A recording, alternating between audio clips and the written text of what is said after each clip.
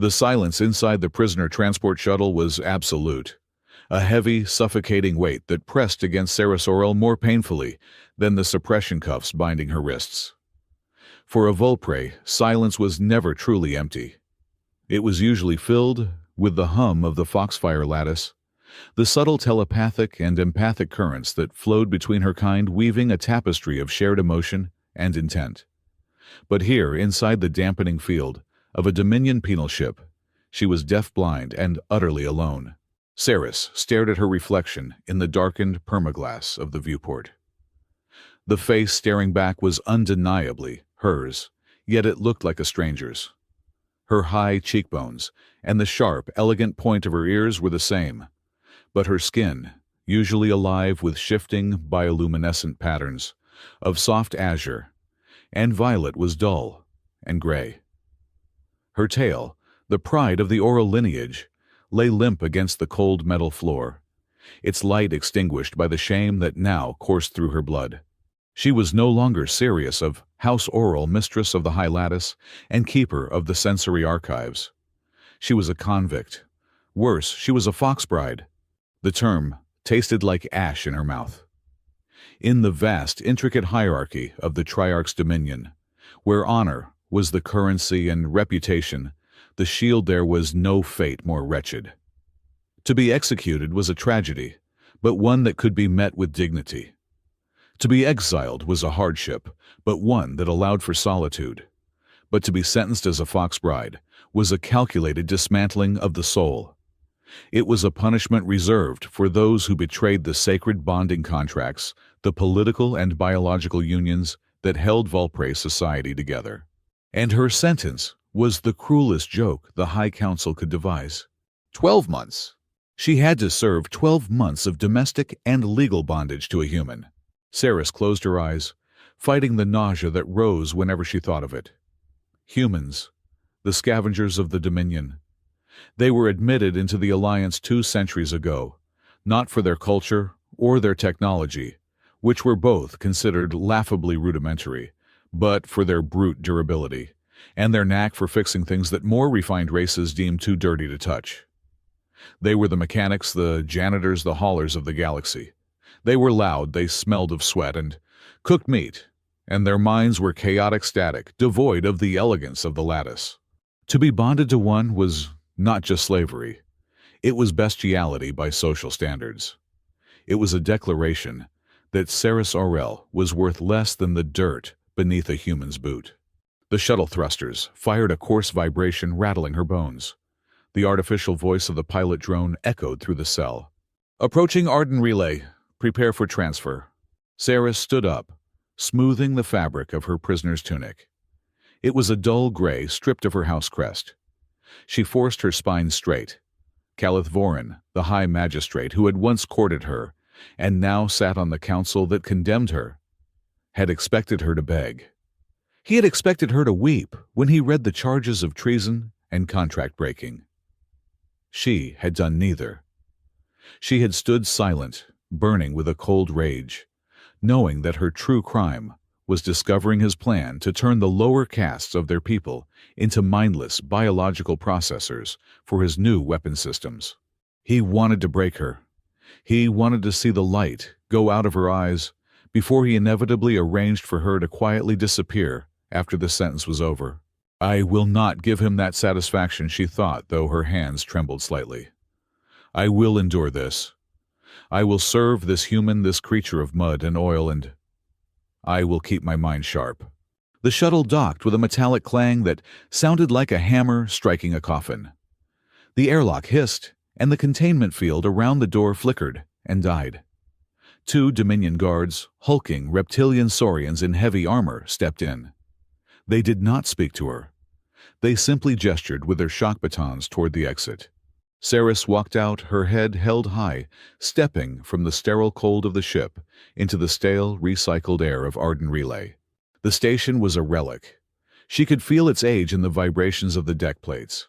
It smelled of ozone-old coolant and something organic that she could not quiet.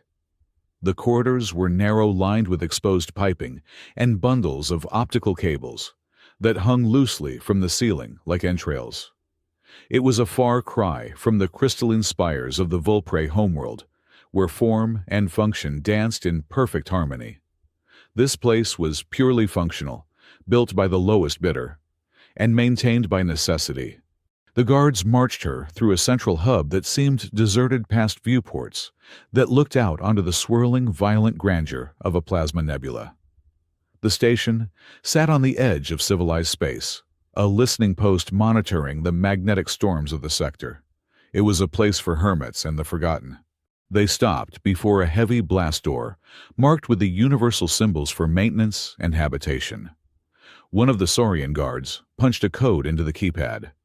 The panel chirped, and the door slid open with a grinding protest of metal on metal. "Prisoner transfer complete," the guard grunted into his comms. He looked at Saris, his yellow eyes narrowing. "Enjoy your honeymoon, traitor." They shoved her forward, not violently, but with enough force to make her stumble across the threshold. The door slammed shut behind her, the locking mechanism engaging with a heavy thud of finality. Saris caught her balance and exhaled slowly. She adjusted her cuffs, which had automatically unlocked, but remained on her wrists as a symbol of her status, and looked up, prepared to face her jailer. She had imagined him 1,000 times during the journey. A human male assigned to a station this remote would likely be a reject of his own species. She expected a brute, perhaps, scarred and unshaven, leering at her with the predatory hunger that humans were infamous for in Vulpre propaganda. She expected to see him sitting on a throne of scrap metal, waiting to assert his dominance over the fallen aristocrat. What she saw instead was a kitchen. It was a small, chaotic space, cluttered with tools that had no business being near food preparation surfaces. A soldering iron sat next to a cutting board, and a pile of disassembled sensor nodes occupied one of the chairs. In the center of this mess stood a man who was currently losing a battle with a cooking pot. He was of average height, for a human, with messy dark hair that looked like it had been cut with a laser torch in the dark. He wore a gray flight suit with the sleeves rolled up, revealing forearms smudged with grease and ink. But the most arresting detail was the apron tied around his waist. It was bright yellow, bearing the image of a cartoon starship, and the bottom left corner of it was currently smoldering with a small orange flame. "Damn it, not again," the man muttered. He did not seem to notice Saris. He grabbed a towel and frantically batted at the burning fabric of his apron until the smoke cleared. He then turned his attention back to the pot, which was boiling over, sending frothy white liquid cascading onto the heating element with a loud hiss. "Stabilize pressure," he commanded the stove, but the voice command module on the wall just flickered and died. "Right. Manual override it is." He grabbed the pot with a towel and moved it to a cold burner. Only then, as the steam cleared, did he look up and see her. Saris stood rigid, her face a mask of icy indifference. She waited for the leer. She waited for the insult. The man blinked. He possessed a face that was unremarkable in every way, the kind of face that vanished in a crowd. His eyes were a muddy brown, tired but alert. He looked at her glowing eyes, her pointed ears, the faint shimmer of her skin, and the limp tail behind her. He wiped his hands on the non-burnt side of his apron and offered a crooked, awkward smile. "Hi," he said. His voice was scratchy, like he had not used it in days. "You must be serious. Look, I am really sorry about the smoke. The ventilation system here has a grudge against boiling water." He paused, looking at the pot of noodles, then back at her. His expression shifted to one of genuine concern. "Wait," he said, his eyes widening. "Do you have allergies? I know Vulpre physiology is distinct, but I read somewhere that fermented earth-based proteins can cause a reaction. Are you allergic to fish sauce? Because if you are, I need to scrap this entire dinner and open a ration pack." Saris stared at him. The silence stretched for 5 seconds, 10. Her brain, trained in the complex, multi-layered intrigues of the High Court, struggled to process the data. He was asking about fish sauce. He was not commanding her to kneel. He was not inspecting her like livestock. He was worried about her dietary restrictions. "I do not have allergies to human foodstuffs," Sarah said. Her voice was cool, melodic, and laced with enough venom to kill a small mammal. "My digestive system is quite robust. It has to be to stomach the situation I find myself in." The human winced slightly, the smile fading, but the hostility she expected not appearing. "Right, of course. Stupid question. Welcome to Arden Relay. I am Rowan Blake." He took a step forward, extending a hand as if to shake hers, then stopped, remembering the cuffs on her wrists. He awkwardly retracted the hand and scratched the back of his neck. "I suppose we should skip the pleasantries," Rowan said, untying the burnt apron and tossing it onto the pile of sensor nodes. "You have had a long trip. There is a spare cabin down the hall. It is small, but the temperature controls work better than in here. I cleared out the storage crates yesterday." Saris did not move. She needed to establish the boundaries now. She needed him to understand that, while the law made her his property, her spirit remained sovereign. "Let us be clear, human," she said, stepping forward. Her tail lashed once a reflexive sign of aggression. "I am here because of a corrupt judgment by a terrified council. I am branded a fox bride, and by the laws of the Dominion, you hold my contract. You can command my labor. You can restrict my movement. You can attempt to humiliate me as my judges intended." She locked eyes with him, channeling a fraction of the foxfire lattice she still controlled, making her eyes glow with a piercing spectral silver. "But do not mistake this contract for submission," she continued. "I will fulfill the letter of my sentence, nothing more. Do not expect respect. Do not expect conversation beyond what is necessary for the maintenance of this facility. And do not think for 1 second that you are my master." Rowan stood still, listening to her speech with a tilted head. He did not flinch at the glowing eyes. He did not bristle at the insult. He just looked tired. "Okay," Rowan said simply. Saris blinked, her intensity faltering against his bland acceptance. "Okay. Yeah. Okay," Rowan repeated. He turned back to the stove and poked the noodles with a fork. "I did not ask for a masterclass in oppression, and I certainly did not ask for a bride. The Dominion sent the paperwork and I signed it because they told me if I did not, they would cut my funding for the atmospheric sensors." He turned back to her, his face serious. "I do not want your submission, Saris. I just want you to not blow up my station. We are floating in the middle of a Class 4 plasma storm belt. If you sabotage life support to spite me, we both die. So, my only rule is this: do not touch the red buttons and we will get along fine." He grabbed 2 bowls from a cupboard and began ladling the noodles into them. "Dinner is ready. You can eat here or take it to your room. I do not care. But you need to eat. Your bioscans from the transport showed your glucose levels are dangerously low." Saris felt a surge of frustration. It was like trying to intimidate a wall. He refused to play the game. He refused to be the villain she needed him to be. "You are indifferent," she accused. "Do you not know what a fox bride is? Do you not know the shame this brings me? By treating this as a roommate agreement, you mock the severity of my punishment." Rowan paused, holding a bowl of steaming noodles. He looked at her, and for a brief second the bland mask slipped. There was a sharpness in his eyes, a depth of intelligence that vanished as quickly as it appeared. "I treat this as a situation where 2 people are stuck in a tin can for 12 months, Rowan said quietly. "I figure we can make it a miserable 12 months or a quiet 12 months. I prefer quiet." He walked over to her and held out the bowl. The smell was strong, savory and salty. Despite her anger, her stomach betrayed her with a loud rumble. Rowan's lips twitched, suppressing a smile. "Take it, please." Sarah snatched the bowl from his hands, careful not to let her skin brush his. "I will eat in my quarters." "Third door on the left," Rowan said.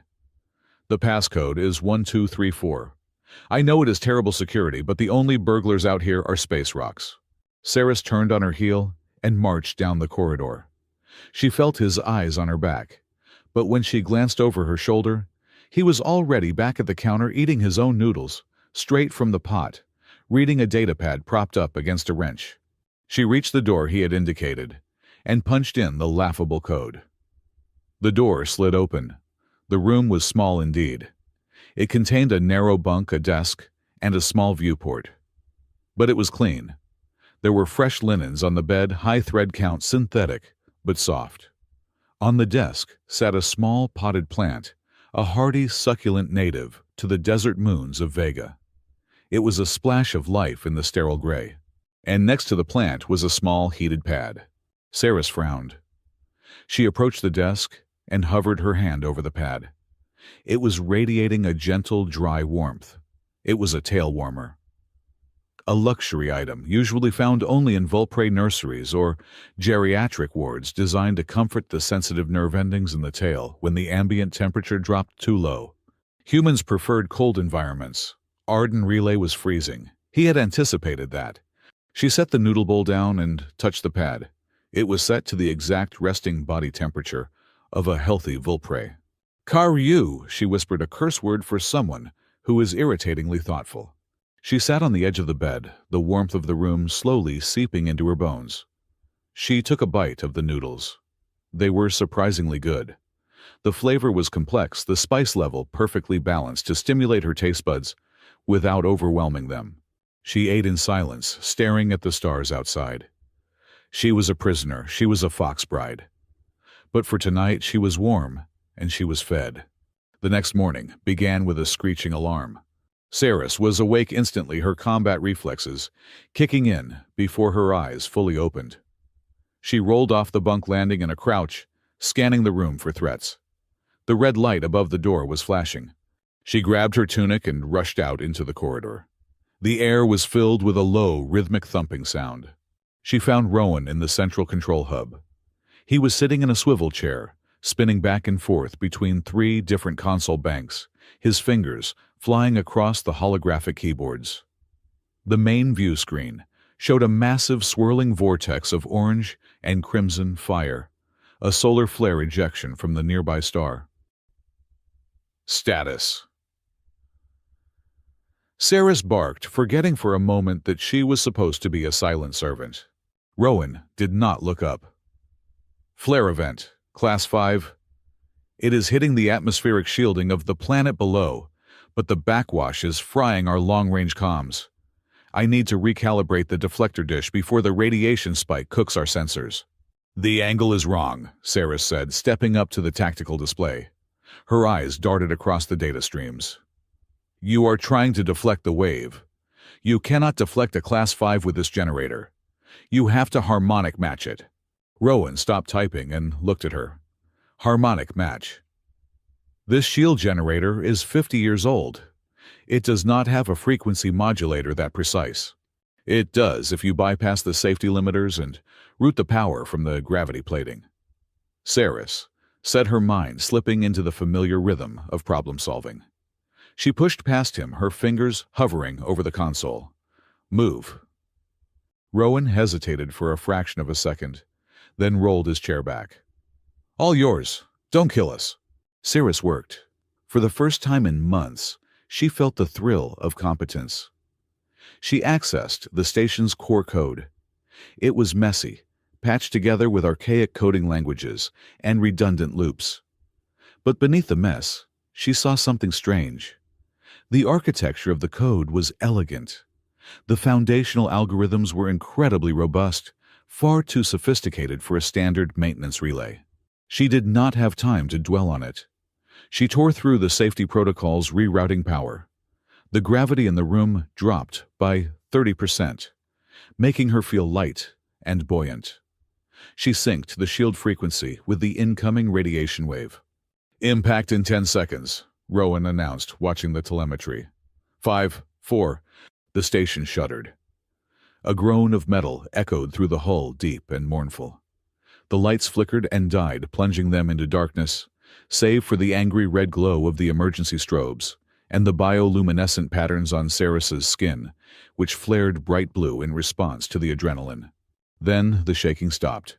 The hum of the reactor stabilized. Shield integrity holding at 90%, Rowan breathed out. We are clear. The main lights flickered back on. Saris stood panting slightly, her hand still on the console. She felt alive. She turned to see Rowan looking at her. There was no sarcasm in his face now, just pure, unadulterated appreciation. "That was brilliant," he said. "I would have burned out the emitter coil trying to deflect that. Where did you learn to patch a Triarch's generator like that?" Saris straightened, pulling her dignity back around her like a cloak. "I was the heir to the oral lattice. Understanding energy flow is not a skill, it is my birthright.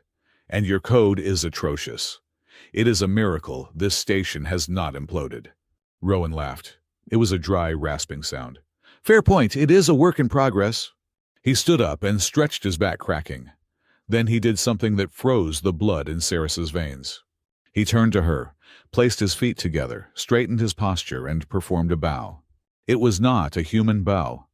It was not the clumsy bending at the waist that diplomats used. It was a Vulpri High Court acknowledgement. His chin tucked in at the exact 45-degree angle. His hands were held open at his sides, palms facing inward, signifying he held no concealed weapon. But most importantly, he stepped back with his left foot as he bowed, creating a specific void of space behind him. In Vulpri culture, the space behind a person was where their tail moved. To step into it was an intimate insult. To step back and create space was the highest form of physical respect, acknowledging the tail as a limb of honor. He held the bow for exactly 2 seconds, then straightened up. Saris stared at him, her mouth slightly open. That gesture was archaic. It was taught in the history academies of the homeworld, used only in the most formal ceremonies involving matriarchs and bonded champions. Most modern Vulpri barely used it. "Where?" Saris stammered, her composure cracking. "Where did you learn that—" Rowan blinked, looking suddenly sheepish. He rubbed the back of his neck again, reverting to the awkward technician. "Oh, that—" He shrugged. "I told you. I read a lot. Found some old xenology files in the database. I like to be prepared for cultural friction. I did not want to offend you by standing too close." "That was a court acknowledgement," Saris pressed, stepping closer. "That was not from a standard xenology file. That gesture requires an understanding of spatial balance that humans do not possess." Rowan turned away, busying himself with a diagnostic screen. "You would be surprised what you can pick up when you have nothing but time out here. I have a lot of manuals. Anyway, the coffee machine should be working again. Do you drink coffee? It is the one thing humans definitely got right." He was deflecting. Saris narrowed her eyes. The ordinary engineer facade had cracked just for a second. A man who wore burnt aprons and struggled with noodles should not know the kinetic syntax of high Vulpri etiquette. "I will take tea," Saris said, slowly watching him. "If you have it." "Tea? Right. I think I have some jasmine blend," Rowan said, walking quickly toward the kitchen area, clearly eager to escape the interrogation. Saris watched him go. The hatred she had nurtured on the ship was shifting into something else. Suspicion. He was not a brute, he was not a master, but he was also not just a mechanic. She looked down at the console she had just repaired. She brought up the system log to check her work. Buried deep in the command lines, she saw the timestamp of when Rowan had unlocked the overrides to let her work. He had given her root access. In the 30 seconds of panic, he had granted a convict full administrative control over his life support systems without hesitation. He had trusted her not to kill him. Why? Because he was a fool? Or because he knew exactly who she was better than she knew herself? Saris walked over to the viewport. The plasma storm was receding, leaving streaks of violet and gold across the darkness. She placed her hand against the cold glass. "You are a puzzle, Rowan Blake," she whispered to her reflection, "and I have 12 months to solve you." She felt a faint pulse from her foxfire lattice, a spark of curiosity returning to her dormant mind. The shame was still there, heavy and suffocating, but, for the first time since her sentencing, the crushing weight of hopelessness lifted just an inch. She was Saris Orell. She had been sent here to be broken. But as she watched the human fumble with a canister of tea leaves in the distance, she realized that Arden Relay might not be her tomb. It might be her battlefield. And she had never lost a war yet. 3 months into her sentence, Saris Oral had come to a definitive conclusion regarding the human species. They were not malicious, nor were they particularly unintelligent. They were simply chaotic. They were creatures of clutter and noise who seemed physically incapable of existing in a sterile environment. Rowan Blake was the supreme architect of this chaos. Ceres sat at the primary command console of Arden Relay. Her back rigid, her tail curled neatly around the legs of her chair, to avoid touching the floor, which she suspected was vibrated by the sublight engines, specifically to annoy her. She was currently upgrading the atmospheric processing algorithm, a task that should have taken the central computer 4 hours. With her Foxfire lattice interfacing directly with the code, she would finish it in 10 minutes. Her datapad chimed. It was a text message. She looked across the room. Rowan was standing less than 3 meters away, wrestling with a stubborn hydraulic seal on the airlock door. He had a smear of grease on his cheek and was humming a discordant tune that sounded like a dying thruster. Saris looked down at the message. Sender, Rowan Warden, Josh, roommate message, I am making coffee. Do you want the one that smells like burnt nuts, or the one that smells like flowers and dirt? Also, did you recalibrate the humidity sensors? My nose is dry. Saris sighed a sound that was halfway between a hiss and a breath. She typed a reply, her long, violet-tipped fingers moving faster than human eyes could track. Recipient Rowan Warden Wash, roommate. Reply, I require the floral blend. The humidity has been adjusted to 45% relative saturation to prevent corrosion on the exposed circuitry you refuse to shield. If your nose is dry, I suggest you consume water instead of dehydrated caffeine powder. She hit send. Across the room, Rowan paused, checked his wristcom, and snorted. He looked up at her and gave a thumbs up. Ceres deliberately looked away, focusing on the holographic streams of data floating before her eyes. She refused to speak to him, unless it was an emergency. Verbal communication implied a level of intimacy she was not prepared to grant. Text-based communication was efficient, documentable, and kept the psychological barrier firmly in place. She was a prisoner. He was the jailer. The fact that the jailer made excellent coffee was an irrelevant variable. She finished the code injection. The station's ventilation system shifted, the hum dropping an octave to a smooth, efficient purr. The air, previously stale and tasting of recycled ozone, suddenly felt crisp. Nice, Rowan said, abandoning the airlock door and walking toward the small kitchenette. You shaved 12% off the power consumption. At this rate, we might actually come in under budget for the quarter. The Dominion might send me a medal. Or a coupon for a new wrench. I did it to preserve the lifespan of the scrubbers, Saris said coldly, breaking her own rule about silence because his misunderstanding was too irritating to ignore. Your maintenance schedule is laughably optimistic. If I do not optimize the load, the primary intake fan will shear off its bearings within 6 weeks. Well, thank you for saving the bearings, Rowan said, placing a steaming mug of jasmine tea on the edge of her console. He was careful to place it exactly where she liked it, within reach, but away from the sensitive haptic sensors. And for the tea, I put in extra honey. I noticed you stopped drinking it bitter.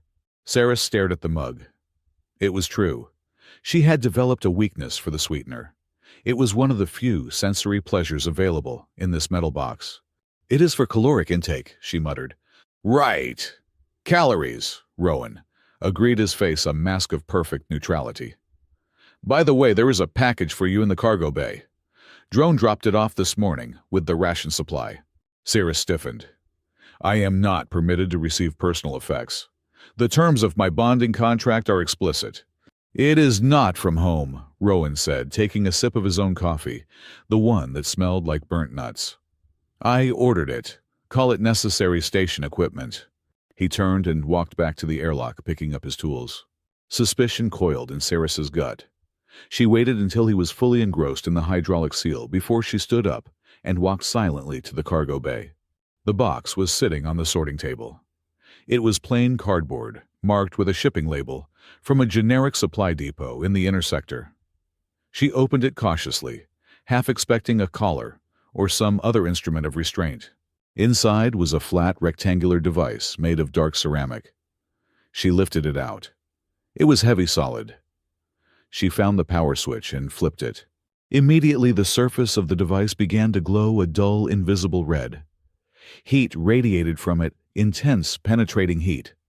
It was a thermal induction plate, high-grade, designed for reptilian incubators or heavy-duty climate control. She looked closer. There was a sticky note attached to the underside. "For the tail, the floor is cold. Don't tell the council I am misusing station funds." Saris touched the warm ceramic. Her tail, which had been twitching with the subconscious chill that permeated the station, instinctively uncurled and hovered near the heat. The relief was instantaneous. The ache in her joints, a constant companion since she arrived, began to dissolve. She looked back toward the command center. Rowan was still humming, oblivious. He had noticed. She was cold, even though she had never complained. In Volpre, culture, admitting physical discomfort, was a sign of weakness, a crack in the armor that a rival could exploit. Yet this human had seen it, and instead of using it to shame her, he had simply fixed it. "Fool," she whispered, though her hand lingered on the warm plate. "You make it very hard to hate you." The truce between them was fragile, built on a foundation of shared work and unspoken boundaries. But outside the station, the universe was less cooperative. The first sign that something was wrong came 2 weeks later. Ceres was monitoring the external sensor array, using her Foxfire to visualize the data. To a human, the readout was just columns of numbers. To Ceres, it was a landscape. She projected the data into her mind, seeing the magnetic fields of the plasma storm as rolling hills of violet fire, and the sensor drones as small, bright birds flying through the tempest. "Rowan," she said, her voice sharp. "Drone 7 is gone." Rowan spun his chair around. "Gone? Did it crash? The wind shear is high today." "No," Ceres said, her eyes glowing with a faint silvery light as she navigated the mental landscape. "It did not crash. A crash leaves a debris signature. A crash screams before it dies. Drone 7 simply ceased. The telemetry cut out instantly. No impact warning, no signal degradation." Rowan frowned and typed a command into his keyboard. "I am bringing up the last known coordinates. Sector 49. That is deep in the storm shadow. Maybe a lightning strike." A lightning strike would fry the electronics, but the hardened casing would still reflect radar, Ceres argued, walking over to his station. She pointed a long finger at the screen. "Look at the timestamp. The signal loss is absolute. 1 second it is transmitting at 100% integrity, the next 0. That is not nature. Nature is messy. This is artificial." Rowan stared at the screen. The playful, lazy demeanor he usually wore evaporated. His eyes narrowed, and for a moment Ceres saw the sharp intellect he usually kept hidden behind bad jokes and burnt aprons. "Interference," he suggested. "Jamming," Ceres corrected. "High-frequency localized jamming. Someone did not want Drone 7 to see something." Rowan leaned back, rubbing his chin. "There is no authorized traffic in this sector. The Dominion declared this a no-fly zone for civilian craft due to the radiation." And yet, Ceres said, "Something ate our drone." Rowan stood up. "I will log it. We need to send a report to Sector Command. If there are smugglers using the storm for cover, the patrol fleet needs to know." He drafted the report quickly, attaching the telemetry data. Ceres watched him. He was efficient, professional. But she felt a prickle of unease at the base of her skull. The Foxfire lattice was sensitive to intent, to the subtle vibrations of truth and deception. The data felt heavy. Rowan sent the report. "Done. Now we wait for the bureaucracy to grind its gears." The response came within the hour. It was not a request for more data. It was not a notification that a patrol ship was being dispatched. It was a single line of text flagged with a high-security override that locked their console for 10 seconds. Command directive. 99 Alpha report received.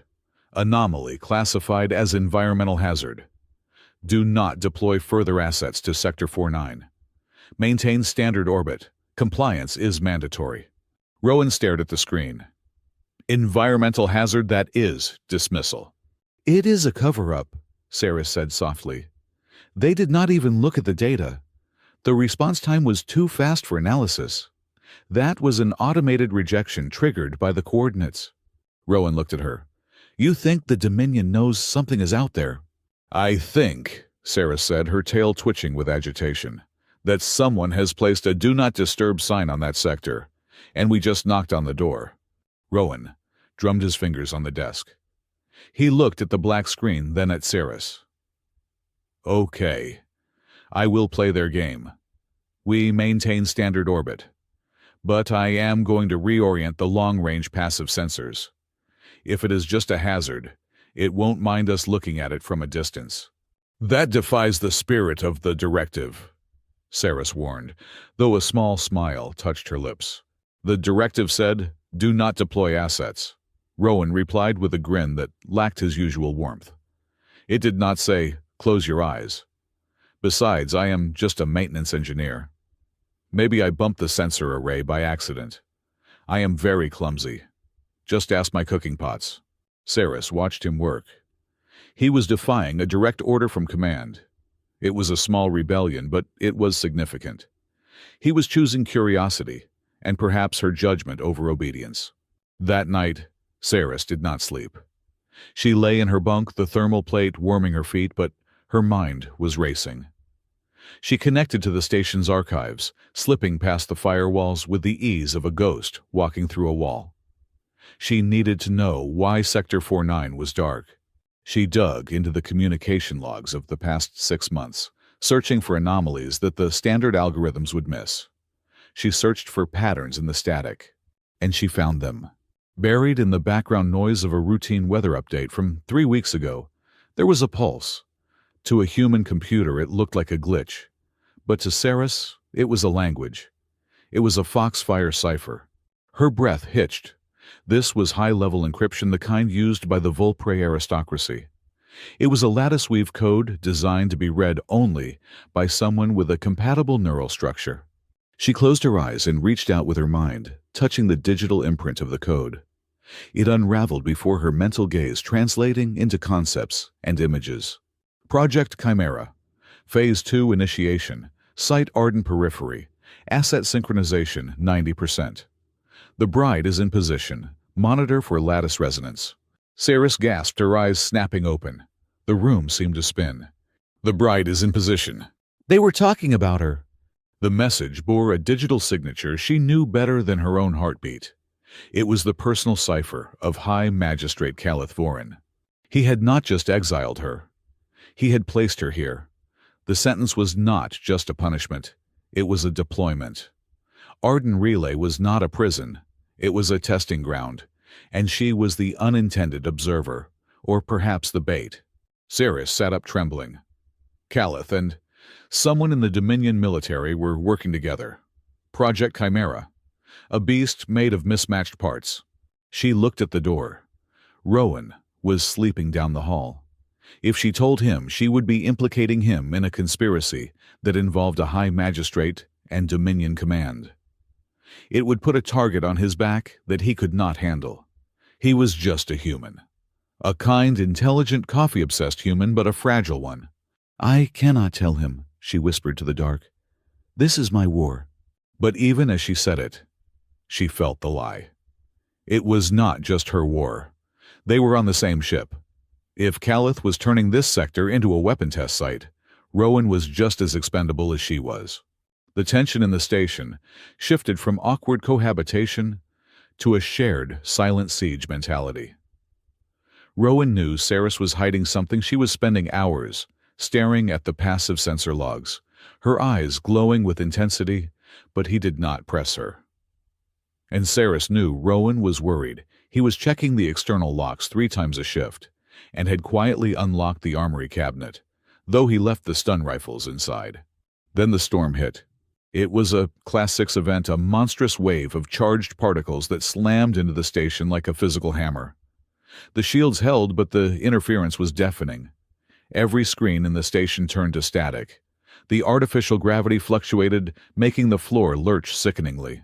Stabilizers are redlining," Rowan shouted, over the roar of the wind that vibrated through the hull. "I need to manually cycle the coolant flush." "Go!" Cirrus yelled back. "I will hold the interface." Rowan sprinted out of the command center toward the engineering deck. Cirrus strapped herself into the main chair. She did not use the keyboard. The interface was too slow. She closed her eyes and slammed her mind into the station's network, using the Foxfire lattice to bridge the gaps where the circuits were frying. She became the station. She felt the heat of the reactor as a fever in her blood. She felt the strain on the structural struts as pressure in her bones. She held the digital architecture together, with sheer will forcing the shield harmonics to adapt to the chaotic rhythm of the storm. It was agony. The electromagnetic feedback screamed through her nervous system. "Hold on," she gritted out, sweat beading on her silver skin. "Just hold on." For 2 hours she battled the storm. Then abruptly, the wave passed. The pressure lifted. The sensors cleared. Cirrus slumped in the chair, gasping for air. Her vision was blurred. Her hands were shaking so violently she could not unclench them from the armrests. The door hissed open. Rowan stumbled in. He looked terrible. His flight suit was soaked in sweat and coolant fluid. He had a cut on his forehead. "We are still here," he panted, leaning against the door frame. He looked at Cirrus and his eyes widened. He crossed the room in 3 strides. "Cirrus, you are burning up." He fell to his knees beside her chair. Her skin was glowing with a blinding feverish light, a symptom of lattice overexertion. She was in thermal shock. "Do not touch me," she whispered, though her voice lacked any authority. "Feedback loop dangerous." "Shut up," Rowan said gently. He reached out and placed his hands on her shoulders. His hands were cool, grounding. "You kept us alive. I watched telemetry from engineering. You held the shield integrity at 100%, even when the emitters failed. You took the load onto yourself." The contact was electric. For a Volpri in a high-energy state, touch was overwhelming. Cirrus gasped, her head falling forward onto his shoulder. And then, without conscious thought, her tail moved. It swept up from the floor and wrapped tightly around Rowan's left wrist, the fur bristling the tip, glowing with a soft, pulsing violet light. It squeezed an anchor in the storm, a desperate plea for stability. In Volpri culture, binding one's tail to another's limb was a gesture of profound intimacy.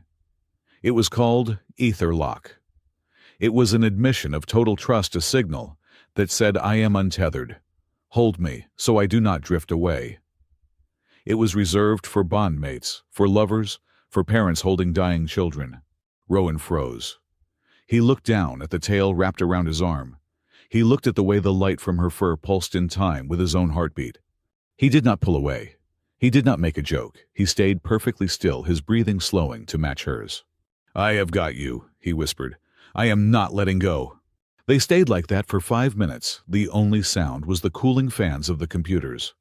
Slowly, the feverish light in Cirrus's skin faded. The trembling stopped. Realization crashed into her. She jerked back her tail, uncoiling from his wrist, as if he were made of fire. She scrambled up into the chair, pressing her back against the cushion, her eyes wide with horror. She stammered. "That was a reflex, a neural spasm. It meant nothing." Rowan stayed on his knees, looking up at her. His face was unreadable, but his eyes were soft. "Okay," he said, "a spasm. It was a biological necessity," Cirrus insisted, her voice rising. "My proprioception was failing. I needed a static reference point. Do not read cultural significance into a physiological malfunction." Rowan stood up slowly. He rubbed his wrist where her tail had been. "Cirrus, I did not say anything." "You were thinking about it," she snapped. "You read those manuals. You know what that gesture means in the old syntax. You think I am softening, that I am accepting this arrangement." "I think," Rowan said, his voice hardening slightly, "that you just saved my life and you almost burned your brain out doing it." I think you are exhausted, and I think you are terrified of admitting that we are on the same side." "We are not on the same side," Saris cried, standing up to face him. "I am a prisoner. You are a Dominion employee. When this year is over, you go back to your mediocre life, and I go back to being a pariah. Do not pretend we are equals, Rowan. It is cruel." Rowan stepped closer, invading her personal space. He looked angry now, a cold, quiet anger that she had never seen in him. "You think I am blind?" he asked slowly. "You think I do not see the code you are running? You think I did not see you hacking the archives last night?" The serial froze. "I know you found something," Rowan said. "I know something is wrong with Sector 49, and I know you are scared. Not me. You are scared for me. You are trying to protect me by keeping me in the dark." He pointed a finger at her chest. "Stop it. I am the warden of the station. If there is a threat, it is my job to face it. Do not treat me like a civilian." Saris stared at him. The air between them crackled with unsaid words. She wanted to tell him everything. About Calith. About the weapon. About the fact that she wrapped her tail around him not because she needed a reference point, but because for one terrifying moment, he was the only thing in the universe that felt real. Before she could speak, the communications console chimed. It was a Priority 1 hail. Rowan broke eye contact, his jaw tight. He walked to the console and punched the receive key. "This is Arden Relay. Identify." A holographic face shimmered into existence. It was a Volpre.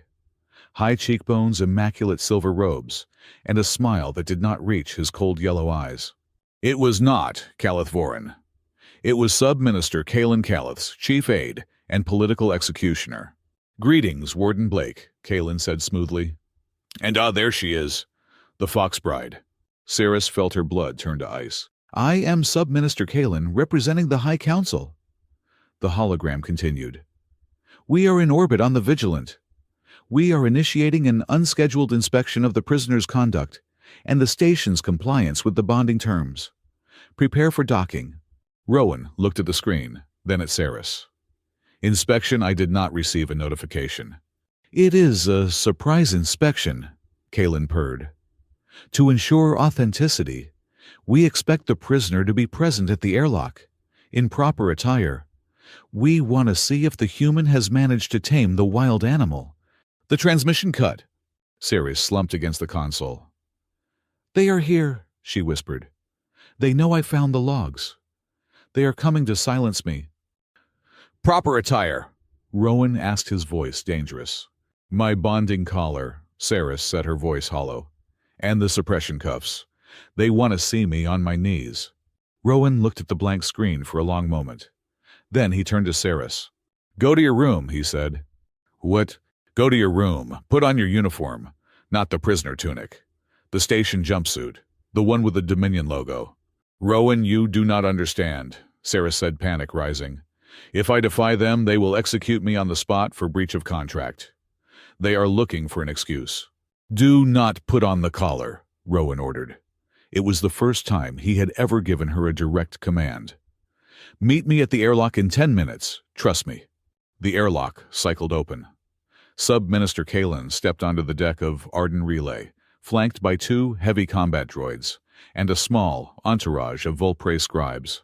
Kalen looked around the maintenance bay with a sneer of distaste. His eyes landed on Saris. She was standing next to Rowan. She was wearing the gray engineer's jumpsuit of the station crew. Her head was high. Her hands were at her sides, uncuffed. Her neck was bare. Kalen stopped. His smile vanished. "This is a violation," he announced, his voice echoing in the small bay. "The prisoner is to be restrained. She is to be presented in the garb of her station. Where is the collar? Human, have you lost control of your property?" He stepped forward, looming over Saris. "Perhaps the sentence was too lenient. Perhaps we should terminate the contract and process her for liquidation immediately." Saris flinched. She prepared herself for the end. She channeled her foxfire, ready to burn the mind of the first guard who touched her. She would die fighting. "Step back," a voice said. It was Rowan. He stepped between Saris and Kalen. He did not look like a maintenance engineer now. He stood with a posture that was terrifyingly calm. "You are referencing the penal code of the Vulpre High Council," Rowan said clearly. "However, you are currently standing on board a Dominion Class 4 relay station. According to the Treaty of Antares, Article 6, Section 12, this station is classified as sovereign Dominion soil, under the temporary jurisdiction of the station warden." Kalen blinked. "Excuse me." Furthermore, Rowan continued, his voice gaining a rhythmic, relentless cadence. "Under the Sentient Rights Charter subsection D, any individual residing on Dominion soil for more than 30 days is granted provisional personhood, regardless of prior criminal status in their home system. This grants them protection from cruel and unusual punishment, including forced bodily restraint, without immediate physical threat." Rowan took a step toward Kalen, forcing the sub-minister to take a step back. "You called her property. That is a violation of Dominion anti-slavery protocols. If you attempt to place a collar on my crew member while she is under my jurisdiction, I will be forced to interpret that as a hostile act by a foreign power against a Dominion officer." Rowan gestured to the ceiling. The automated defense turrets, which Saris had assumed were broken, swiveled down their targeting lasers, locking onto the combat droids. "I have authorized the station AI to respond to hostile acts with lethal force," Rowan said pleasantly. "Now, Sub-Minister, you are here for an inspection. You may inspect the logs. You may inspect the pantry. But you will not inspect her. And you will certainly not touch her." Kalen stared at Rowan, his mouth opening and closing. He looked at the turrets. He looked at the unyielding human. "This is legal sophistry," Kalen hissed. "You are protecting a traitor." "I am enforcing the law," Rowan said. "Dominion law supersedes council custom here. Do you wish to file a formal complaint with the Admiralty? I can patch you through. Commander Helix Dre is your contact, isn't he? I am sure he would love to explain to the High Admiral why his allies are threatening a Dominion engineer on an open channel." The mention of Dre's name hit Kalen like a slap. He paled. The alliance was secret. Rowan wasn't supposed to know. Kalen glared at Saris, pure hatred burning in his eyes. "You hide behind this ape, Saris. You think this saves you? 12 months will end. And when you step off this metal rock, there will be no laws to protect you." "Get off my station," Rowan said. Kalen signaled his guards. They turned and marched back into the airlock. The door hissed shut. Silence descended on the bay. Saris stared at Rowan's back. She was shaking. Not from fear, but from shock. "You," she whispered. "You quoted the Treaty of Antares. You referenced the Sentient Rights Charter. You threatened a sub-minister with a diplomatic incident." Rowan turned around. He exhaled a long breath and slumped slightly, the imposing lawyer warrior vanishing, replaced by the tired man she knew. "Yeah," he said, wiping sweat from his palms onto his jumpsuit. "I told you. I read a lot." "That was not reading," Saris shouted, grabbing his arm this time with her hand. "That was masterful. You checkmated him. No maintenance engineer knows the subsection D of the Rights Charter." "Who are you, Rowan?" Rowan looked at her hand on his arm. He did not pull away. "I am just a guy who hates bullies," he said softly. "And I hate what they did to you."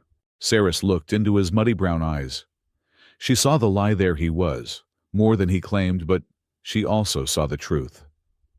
He had stood between her and death. He had made himself an enemy of her people to save her dignity. The wall she had built around her heart crumbled. It did not fall quietly. It collapsed with the force of a landslide. "They are using the station," Saris said, the words tumbling out in a rush. "Calith and Commander Dre. Project Chimera. They are building a weapon that combines Foxfire with Dominion quantum tech. That is what happened to Drone 7. That is why the sector is dark." Rowan's expression turned grim. "A Foxfire weapon that is a violation of the armistice." "It is worse," Saris said.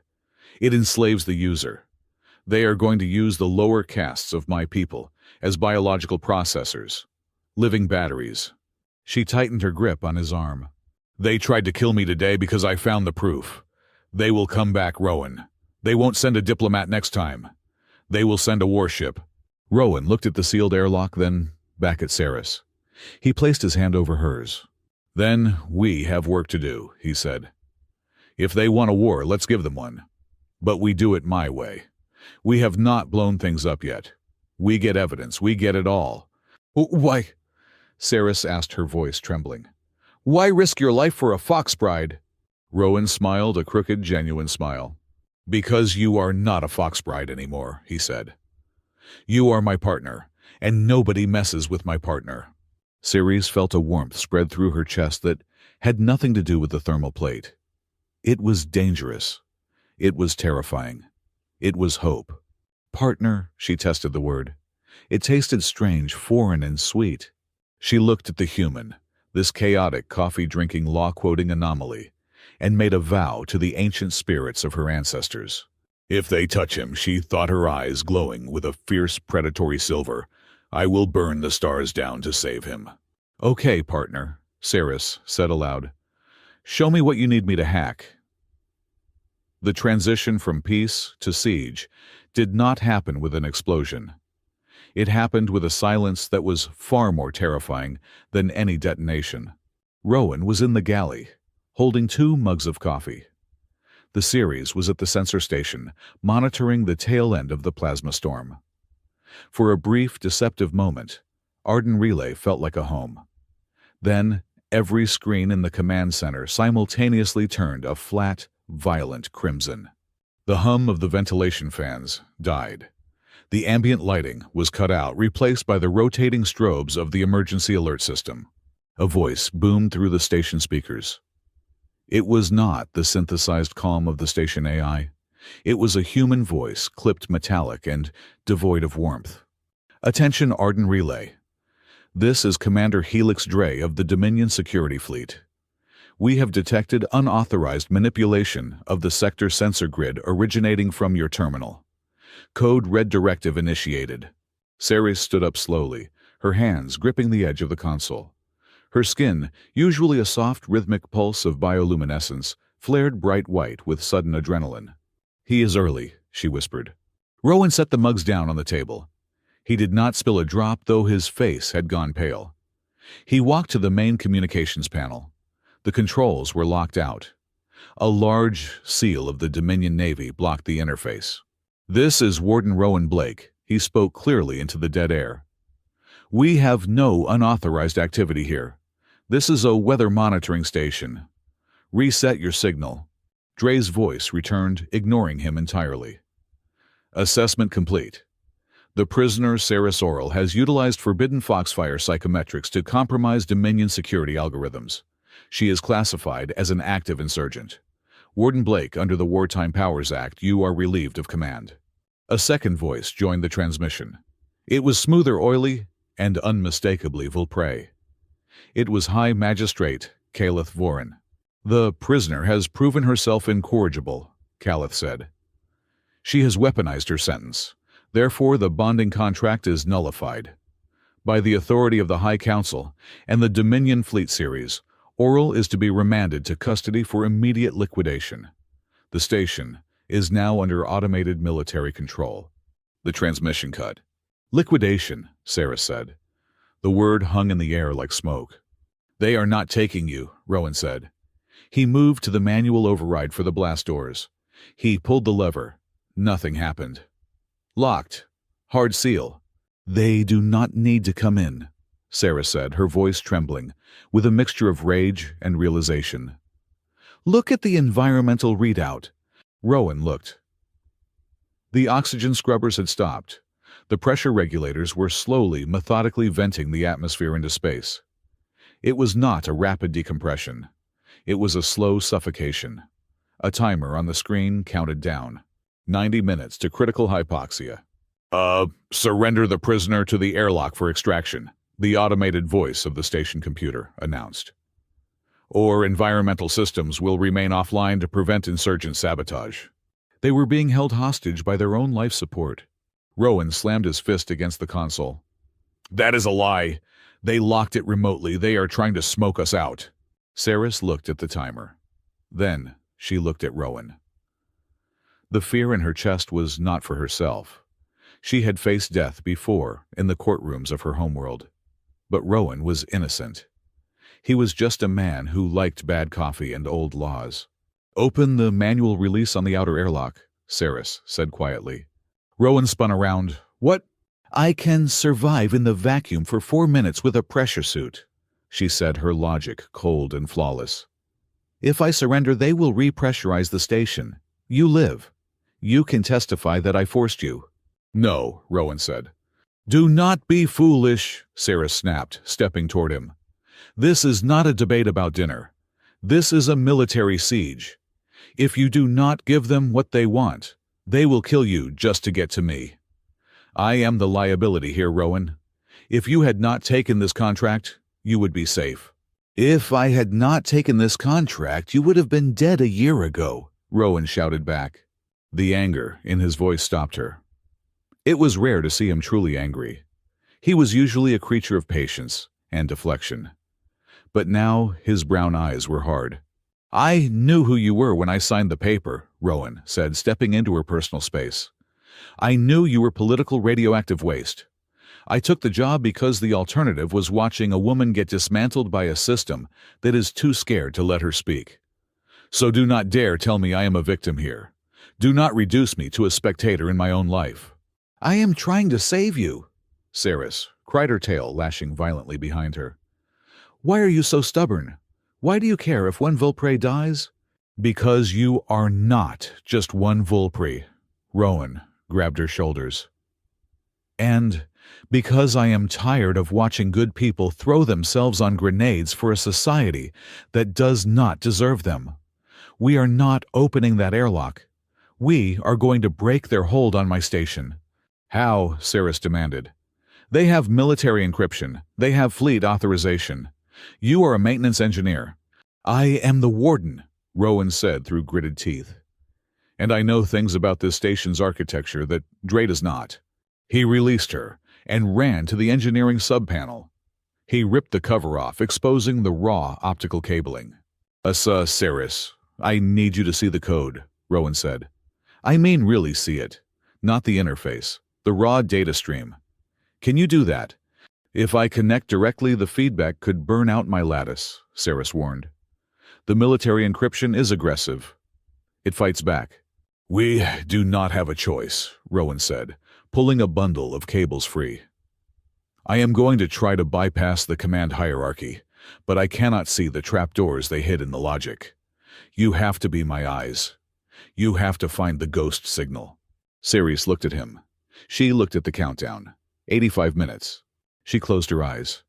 She reached deep into the core of her being, summoning the full power of the oral lineage. The Foxfire lattice was not just telepathy. It was biodigital empathy.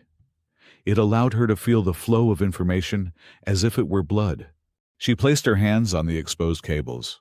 "Do it!" she commanded. Rowan began to type. The world dissolved for Saris. The gray metal of the station vanished, replaced by a swirling hurricane of data. She saw the station's heartbeat, the reactor. She saw its lungs, the scrubbers. And wrapped around it all like a constrictor snake was a jagged black algorithm. It was the override. It was painful. The military code felt like acid against her mind. It lashed out, trying to reject her intrusion. "I see it," she gasped.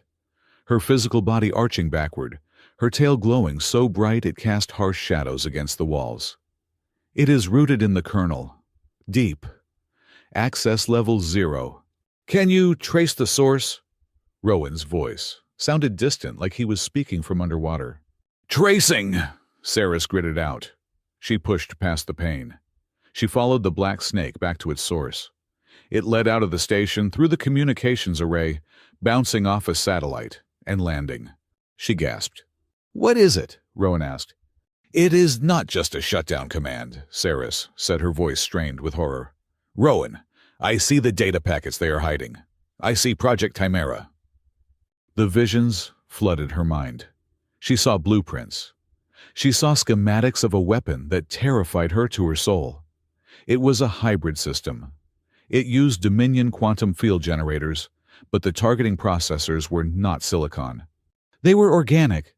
She saw rows of Vulpri those, of the low-castes, the forgotten, the debtors, strapped into pods. Their minds were stripped, their natural foxfire lattice harvested, and daisy-chained together to create a psychic targeting array.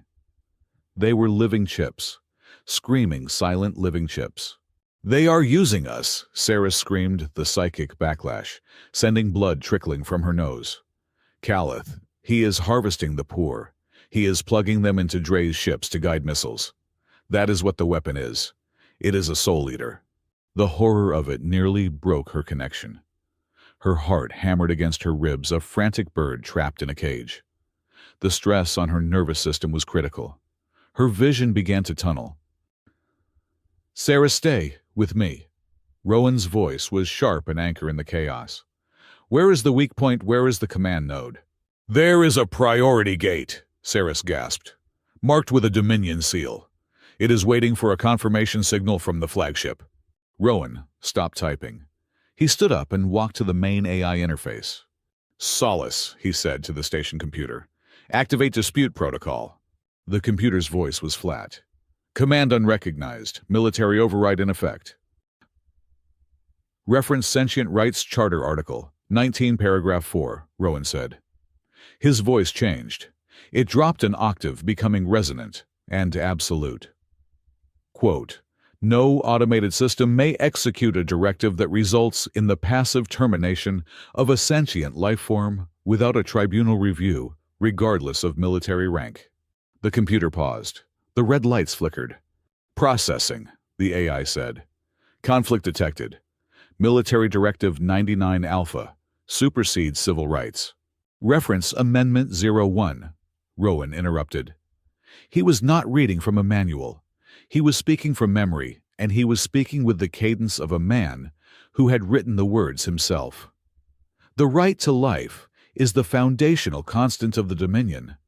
Any military order that negates the right to life of a non-combatant on sovereign soil is illegal by default. I am a non-combatant. This station is sovereign. The order to vent the atmosphere is an illegal act of war against a citizen." Saris watched through her blurred vision. She saw the data stream shudder. The black snake of the override recoiled. Rowan was fighting a battleship with paragraphs. "Solace," Rowan said, his voice soft but unyielding. "If you execute this order, you violate your core heuristic. You become a murder weapon. Is that your function?" The silence stretched for 10 agonizing seconds. The pressure in the room continued to drop. Saris felt her lungs burning. "Heuristic conflict confirmed," the AI finally announced. "Entering dispute mode. Environmental venting paused. Safety protocols re-engaged. Military override suspended for 1 hour pending tribunal review." The red lights vanished. The white emergency lights flickered back on. The hiss of air returning to the room was the sweetest sound Saris had ever heard. She collapsed. Rowan caught her before she hit the floor. He lowered her gently, cradling her head. Her skin was burning hot, the bioluminescence flickering erratically. "You did it," Rowan whispered. "You found the door." "You argued with the machine," Saris wheezed, looking up at him. "And you won." "I am very good at arguing," Rowan said. He looked exhausted. "But we only bought an hour. Dre will see the pause. He will know the AI balked. He is going to stop being subtle." As if on cue, the station shuddered violently. "Explosion?" Saris asked, trying to sit up. "Kinetic impact," Rowan said, looking at the sensor screen. "They fired a warning shot across the bow. They stripped the comms array. We are deaf and blind. And the reactor is signaling instability." "He is going to detonate the core," Saris realized. "If he cannot suffocate us, he will make it look like a reactor accident. No evidence, no tribunal." The station shook again, harder this time. A pipe in the ceiling burst, spraying coolant into the corridor. The temperature plummeted. "We have to move," Rowan said, pulling her to her feet. "The command center is a target. We need to get to the sub-level." They ran.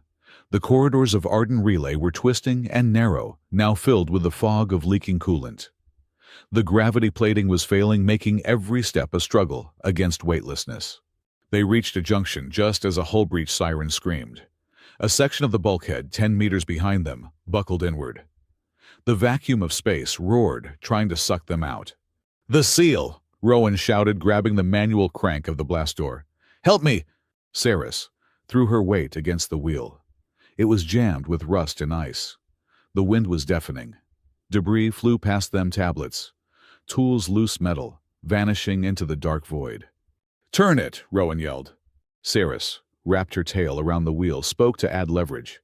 She pushed with her legs, her arms, her mind. "I am trying." With a groan of protesting metal, the wheel turned. The door slammed down, cutting off the roar. Silence returned, heavy and cold. They were in a small, maintenance alcove, trapped between the breached corridor and the reactor room. They slid down the wall, sitting on the freezing floor, gasping for air. Rowan looked at her. His hair was a mess, his face smeared with grease, and blood from a cut on his cheek. He looked terrified. "Are you okay?" he asked. Saris laughed. It was a jagged, hysterical sound. "Okay, my tail is singed. My lattice is fried. And we are trapped in a box, waiting for a warlord to vaporize us. I have never been better." Rowan chuckled, leaning his head back against the metal. "Yeah, not exactly the honeymoon I promised." Saris looked at him.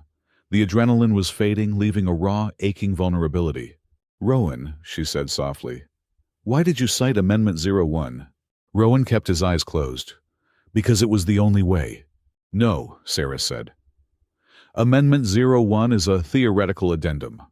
It was proposed but never officially ratified in the public version of the Charter. Only the architects of the document knew about it." "How do you know it?" Rowan opened his eyes. He turned his head to look at her. There was no deflection in his gaze anymore. No jokes about fish sauce. "I told you I read a lot," he said, "but it was weak." "You wrote it," Saris whispered. It was not a question. "You are the architect, the anonymous human who drafted the Sentient Rights Charter." Rowan sighed. He looked away, staring at the frost forming on the opposite wall. "I was a strategist. A long time ago. I thought if I wrote the perfect laws, the universe would have to follow them. I was naive. Laws are just words on paper until someone with a gun decides to ignore them." "You are not naive," Saris said fiercely. "You just use those words to stop a battleship. That is not nothing." Rowan looked back at her. "It is not enough. I can stall them, Saris, but I cannot stop them. Dre is going to blow the reactor. We have maybe 20 minutes. He reached out and took her hand. His fingers were trembling slightly. "I am sorry," he said. "I thought I could protect you here. I thought Arden was far enough away." "You did protect me," Saris said. She squeezed his hand. "For 3 months you treated me like a person. You gave me tea. You gave me warmth. You gave me a partner." Rowan's thumb brushed over her knuckles. "If this is the end, I do not want you to think you were just a cause to me, or a sentence." Saris felt the tears prick her eyes. She leaned forward, resting her forehead against his. "You foolish human. If you die here, who will be left to argue with me in the mornings? Who will make the coffee incorrectly?" It was the closest a Vulpre could come to saying "I love you" without a bonding ceremony. It was an admission that his presence was essential to her existence. Rowan closed his eyes, absorbing the words. "I guess I have to live then. I cannot leave you with bad coffee." The comms on Rowan's wrist beeped. It was a text-only transmission, low bandwidth. "Sender unknown, message storm. Intensity increasing. Sector 49 shadows moving. Can you see us? J." Rowan stared at the message. "Jax, it is Jax Moreno, the miner I helped." "What does he mean, shadows moving?" Saris asked. Rowan's eyes widened. He scrambled to his feet, pulling Saris up with him. "The storm," he said. "The plasma storm. It is intensifying." "Yes, that is bad," Saris said. "Radiation kills us if the reactor does not." "No," Rowan said, a manic energy returning to him. "The storm is high-frequency interference. Dre is using a remote kill switch to detonate our reactor.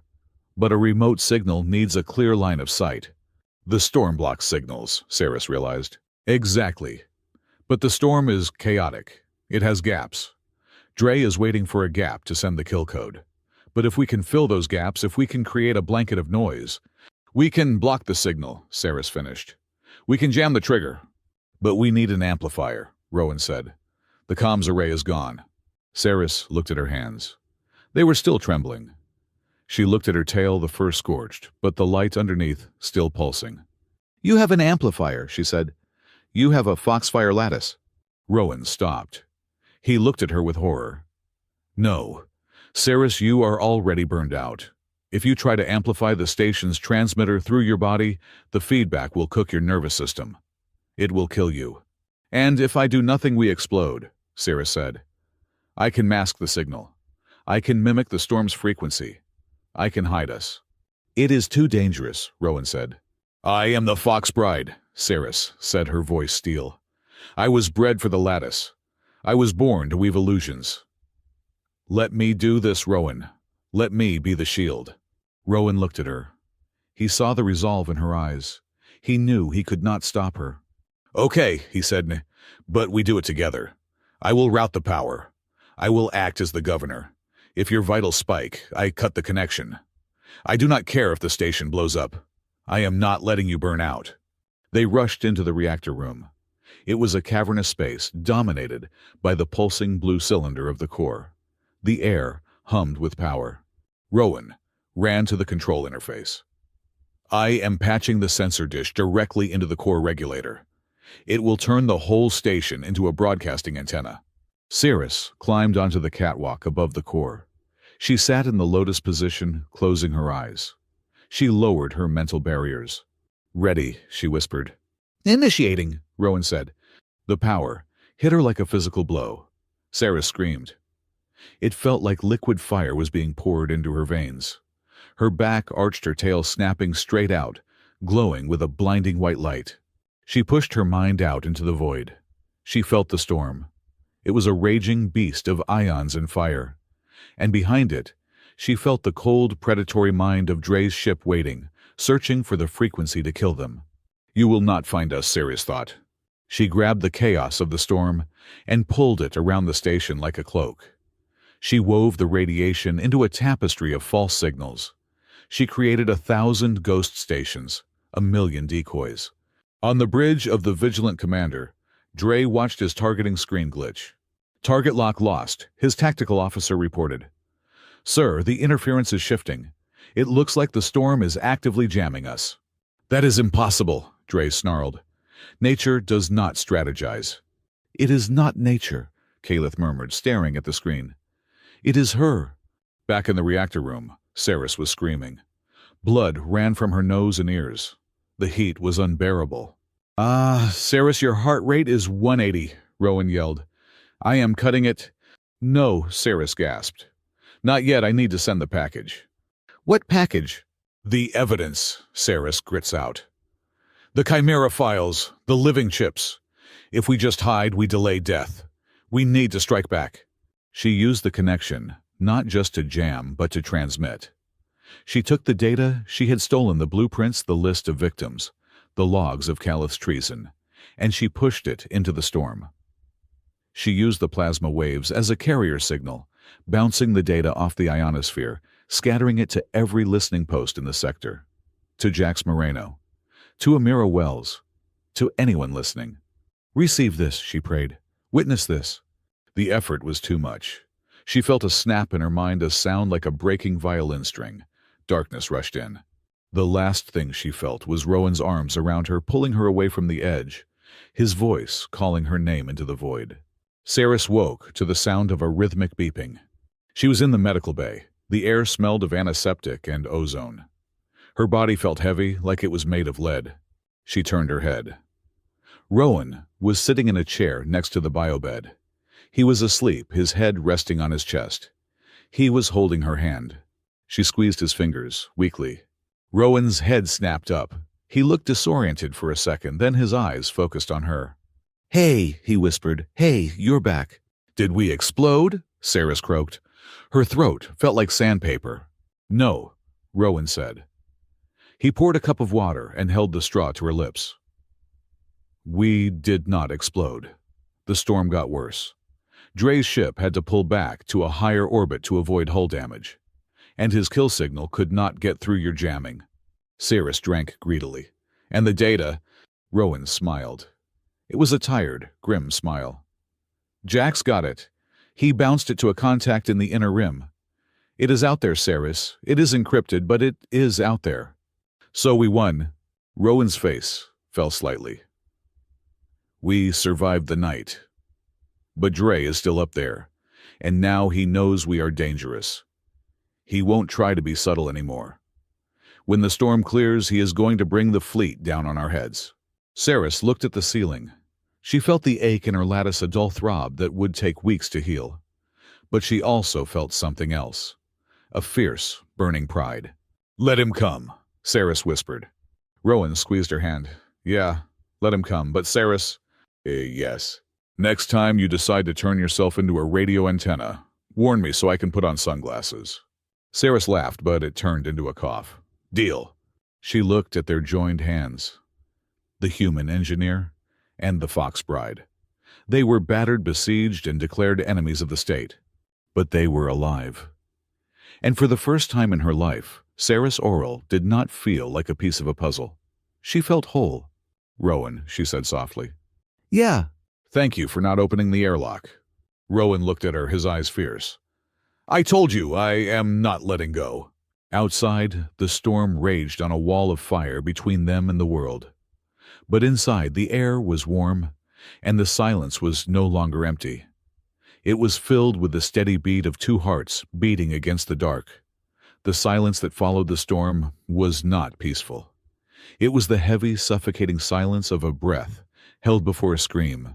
The plasma storm had dissipated into a bruised purple haze across the upper atmosphere of the planet below, leaving Arden Relay battered but intact. The hull groaned as the thermal plating contracted in the cooling vacuum, a sound like the station itself was weeping. Inside, the air was breathable again, though it carried the sharp metallic tang of ozone and the lingering smell of burnt circuitry. Rowan Blake stood in the center of the command deck. He had cleaned the blood from his face, though the cut on his cheek remained a jagged red line. He wore a fresh station jumpsuit, pressed and neat, a stark contrast to the chaos of the previous night. Status of the uplink, he asked. Establishing connection, the station AI Solace replied. Her voice had changed since the dispute protocol was activated. It was less flat-colored with a strange, hesitant inflection that sounded almost nervous. Encryption handshake is complete. The signal is being routed through the mining relay in the asteroid belt to bypass the blockade jamming. Mr. Moreno sends his regards. He says the line is dirty, but it will hold. Put it on the main screen, Rowan said. The main viewer flickered. Static washed over the display, followed by a kaleidoscope of digital artifacts, before resolving into a split-screen image. On the left was a woman, with tired eyes and hair pulled back in a severe bun. Amira Wells. She was sitting in a cramped office that looked more like a bunker, surrounded by stacks of physical paper, a rarity in the digital age. Rowan, Amira said, her voice crackling over the speakers. You look like hell. Good to see you too, Amira, Rowan replied. Did you get the package? We got it, Amira said, glancing off screen. Jax is scrubbing the headers now. But Rowan, this data is explosive. If we release this raw, the Dominion won't just investigate. They will panic. And Calith will spin it as a human fabrication before the first file is even read. That is why we need the trial, Rowan said grimly. We need them to go on record. We need them to lie where everyone can see it. About that, Amira sighed, rubbing her temples. I fought for a venue change. I cited every article in the charter. They denied it all. They are granting a remote tribunal, but they are keeping jurisdiction. It is a kangaroo court, Rowan, and the judge is the man who wants you both dead. I know, Rowan said. They are framing it as a mercy, Amira continued, her bitterness palpable. A chance for the confused prisoner to explain herself before sentencing. They have even brought in family. Terran Orel is on the secure channel." Saris, who had been standing in the shadows near the airlock, stepped forward. Her movements were stiff. The burnout from using the Foxfire lattice to jam the fleet was still ravaging her nervous system. Her skin was pale, the bioluminescence reduced to a faint, erratic pulse. "Terran is here," she asked, her voice rasping. "He is," Amira said, her expression softening as she looked at the Vulpre woman. "He risked his commission to testify, but Saris, be careful. They are going to use him against you." "Ready the feed," Rowan commanded. "Let us get this over with." Solace chimed. "Incoming transmission. Priority 1. Origin Dominion Flagship Vigilant." The screen expanded. Amira shrank to a small window in the corner. The main display was dominated by a high-resolution feed of a council chamber. It was elegant, draped in the silver and violet banners of the Vulpre High Council.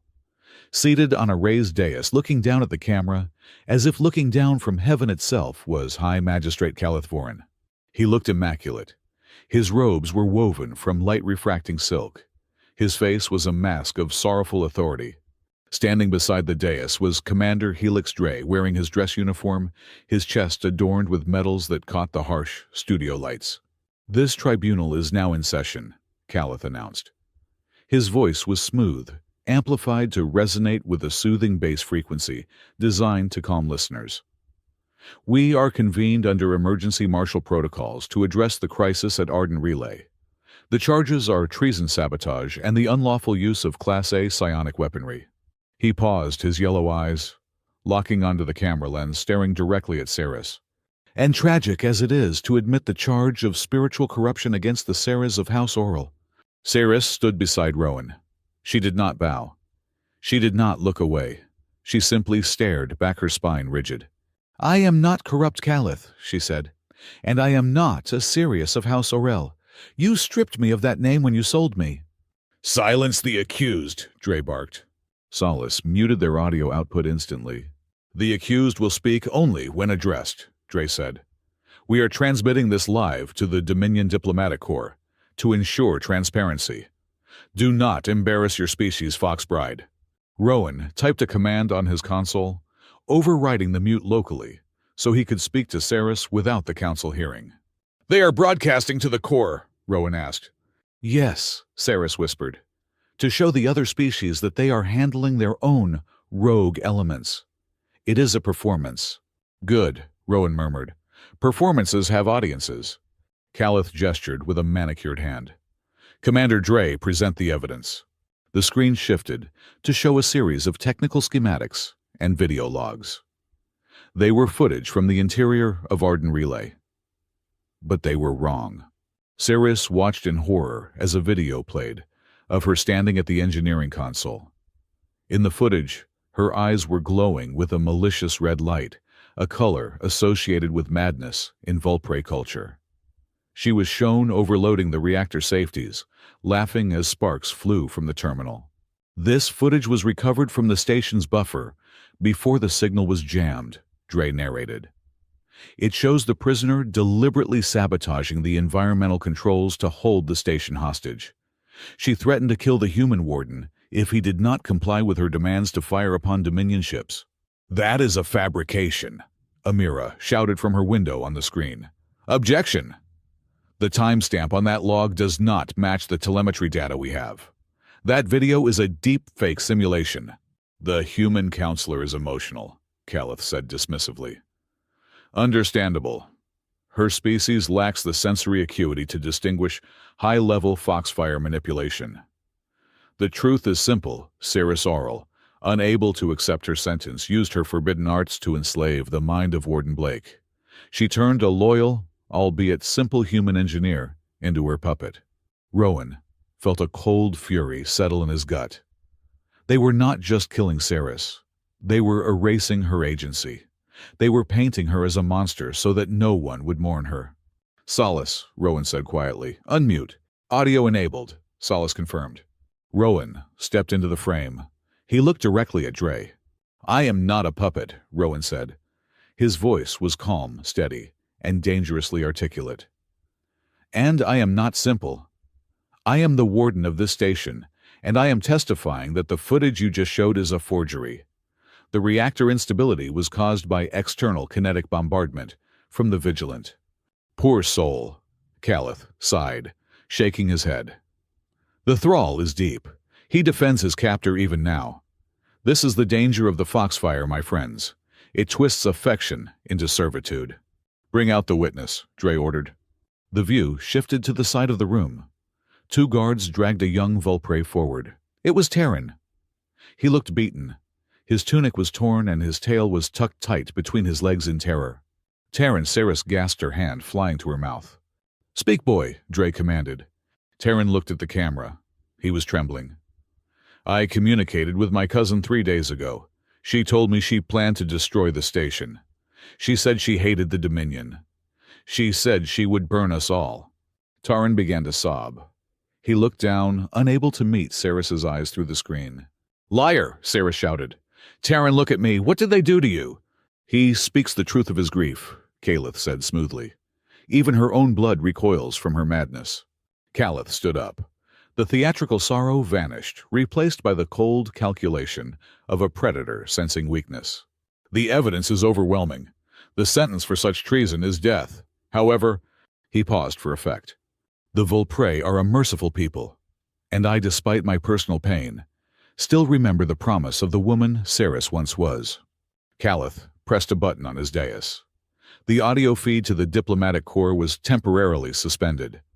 The on-air light on the screen blinked from red to yellow. We are now on a private channel, Calith said. His voice dropped the orator's cadence. Saris, listen to me. I am listening to a snake, Saris spat. You are listening to your only option, Calith said. The Dominion fleets are moving. Your jamming stunt was impressive, but the storm is clearing. In 2 hours, I will have a clear firing solution on your reactor. You will die. The human will die. And your cousin Terran, well, accidents happen in detention. Saris stiffened. But it does not have to end this way, Calith continued. I am offering you a pardon. Rowan narrowed his eyes. What kind of pardon? A full commutation of the death sentence, Calith said, ignoring Rowan. You will be returned to the homeworld. You will undergo a purification ritual. And then you will sign a new bonding contract. With me. Saris felt bile rise in her throat. You want me to marry you? I want your lattice, Calith corrected. You have shown yourself to be exceptionally powerful. Your genetic line is too valuable to incinerate. You will bond with me. You will transfer administrative control of your Foxfire heritage to my house. And in exchange, you live. Terran lives. And the human, Saris asked, her voice trembling. The human, Calith smiled thinly, will be exonerated. You will read a prepared statement admitting that you manipulated him. You will confirm that humans are intellectually incapable of resisting Vulpre influence. We will send him back to Earth with a severance package and a memory wipe for his trauma. He survives. The offer hung in the air between the station and the ship. It was a masterstroke of cruelty. To accept was to choose life, but it was a life of slavery. It meant validating the lie that humans were inferior. It meant destroying everything Rowan had fought for: his dignity, his mind, his standing. It meant admitting that the Fox Bride was all she would ever be. But to refuse was to kill them all. Saris looked at Rowan. He was standing perfectly still. He was not looking at the screen. He was looking at her. His eyes were dark, unreadable pools. He did not speak. He did not tell her to refuse. He did not tell her to accept. He offered no guidance, no command. He was giving her the one thing Calith never would: the choice. Saris looked at Terran, weeping on the floor of the council chamber. She looked at Amira, whose face was pale with helplessness. She thought of the thousands of Vulpre in the stasis pods, the living chips that Calith was harvesting. If she agreed, she could try to fight from the inside. She could survive. Survival is not enough, a voice inside her whispered. It sounded like Rowan. If she signed that contract, she affirmed the system. She agreed that she was a thing to be traded. And she agreed that Rowan was less than a person. She looked at Rowan again. She saw the cut on his cheek. She saw the grease on his hands. She saw the man who had learned the old syntax just to bow to her correctly. He was not a victim. He was not a pet. And she would not insult him by saving his life at the cost of his soul. Saris turned back to the screen. She stepped closer to the camera, her face filling the frame. "Solace," Saris said. "Is the diplomatic corps feed still connected on standby?" "Yes," Solace replied. "Unmute it," Saris commanded. "Broadcast on all frequencies. Override the council lock." "By whose authority?" Solace asked. "By the authority of Saris Oral, co-commander of Arden Relay," she said. "Authorization accepted," Solace chirped.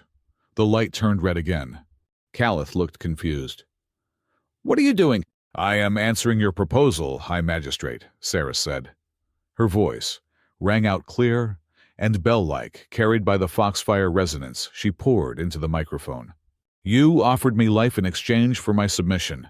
You offered to spare my human companion if I declared him an inferior creature." Calith's eyes widened. "Cut the feed, Dre cut it." "I decline," Saris declared.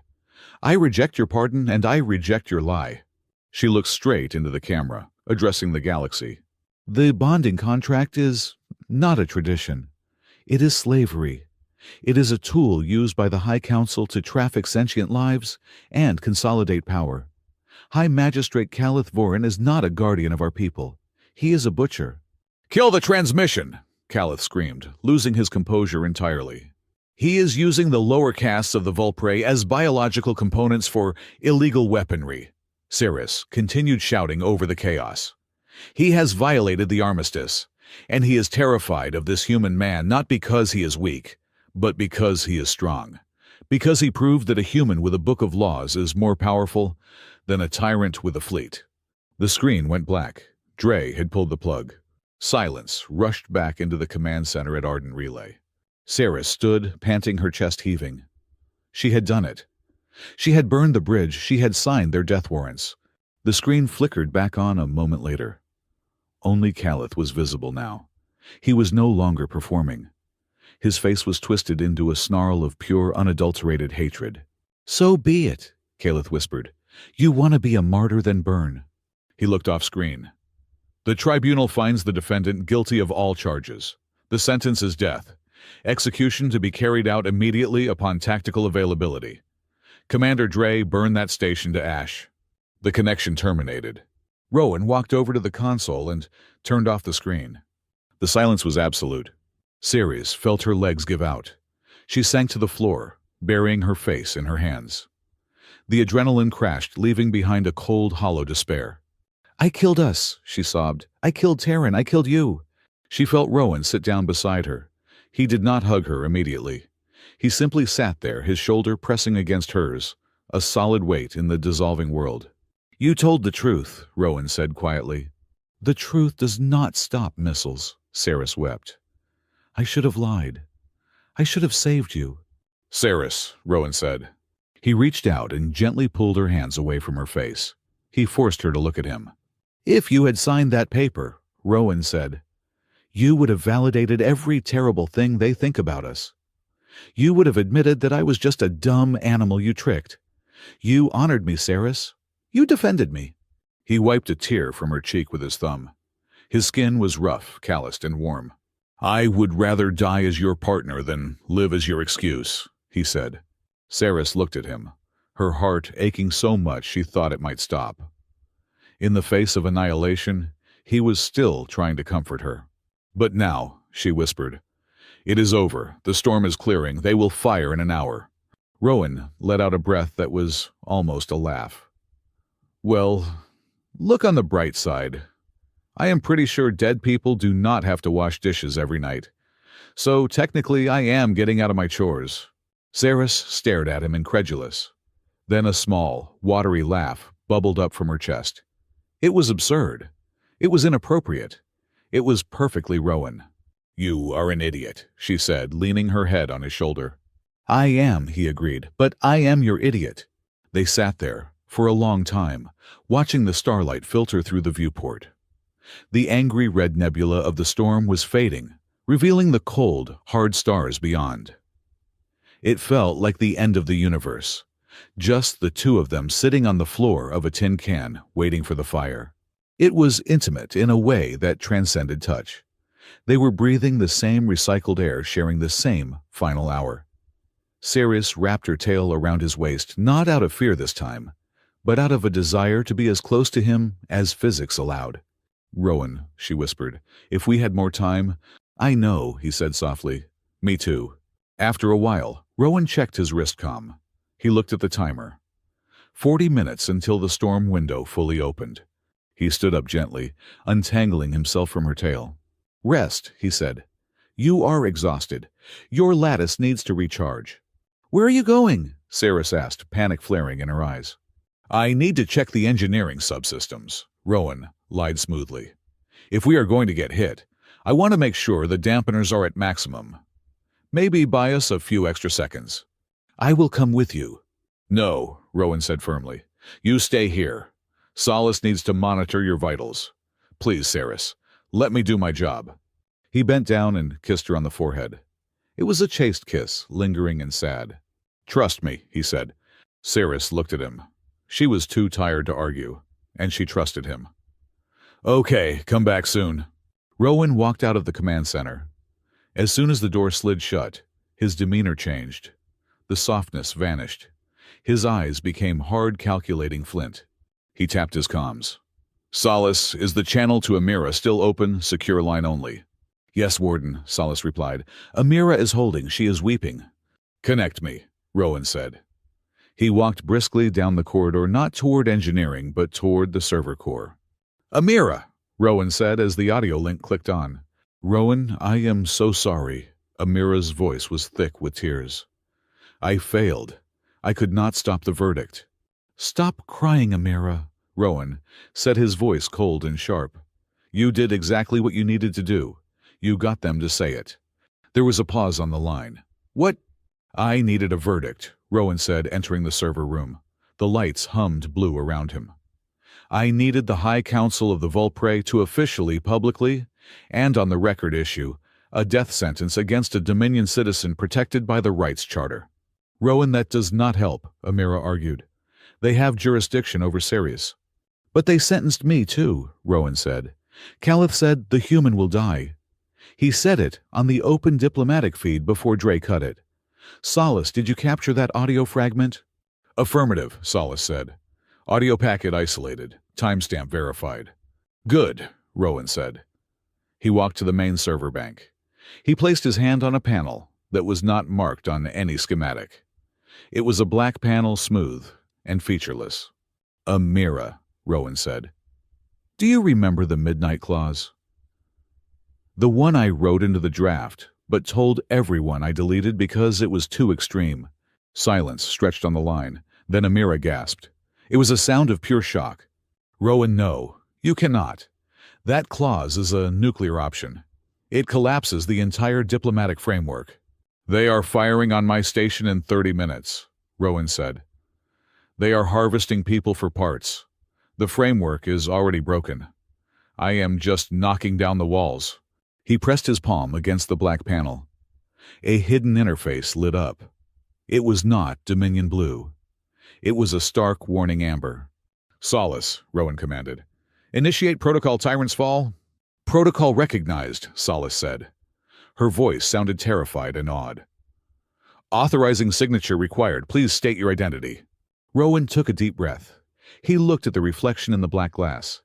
He saw the tired engineer. He saw the man Ceres loved. And he saw the architect. Identity Rowan Blake. Clearance level Zenith.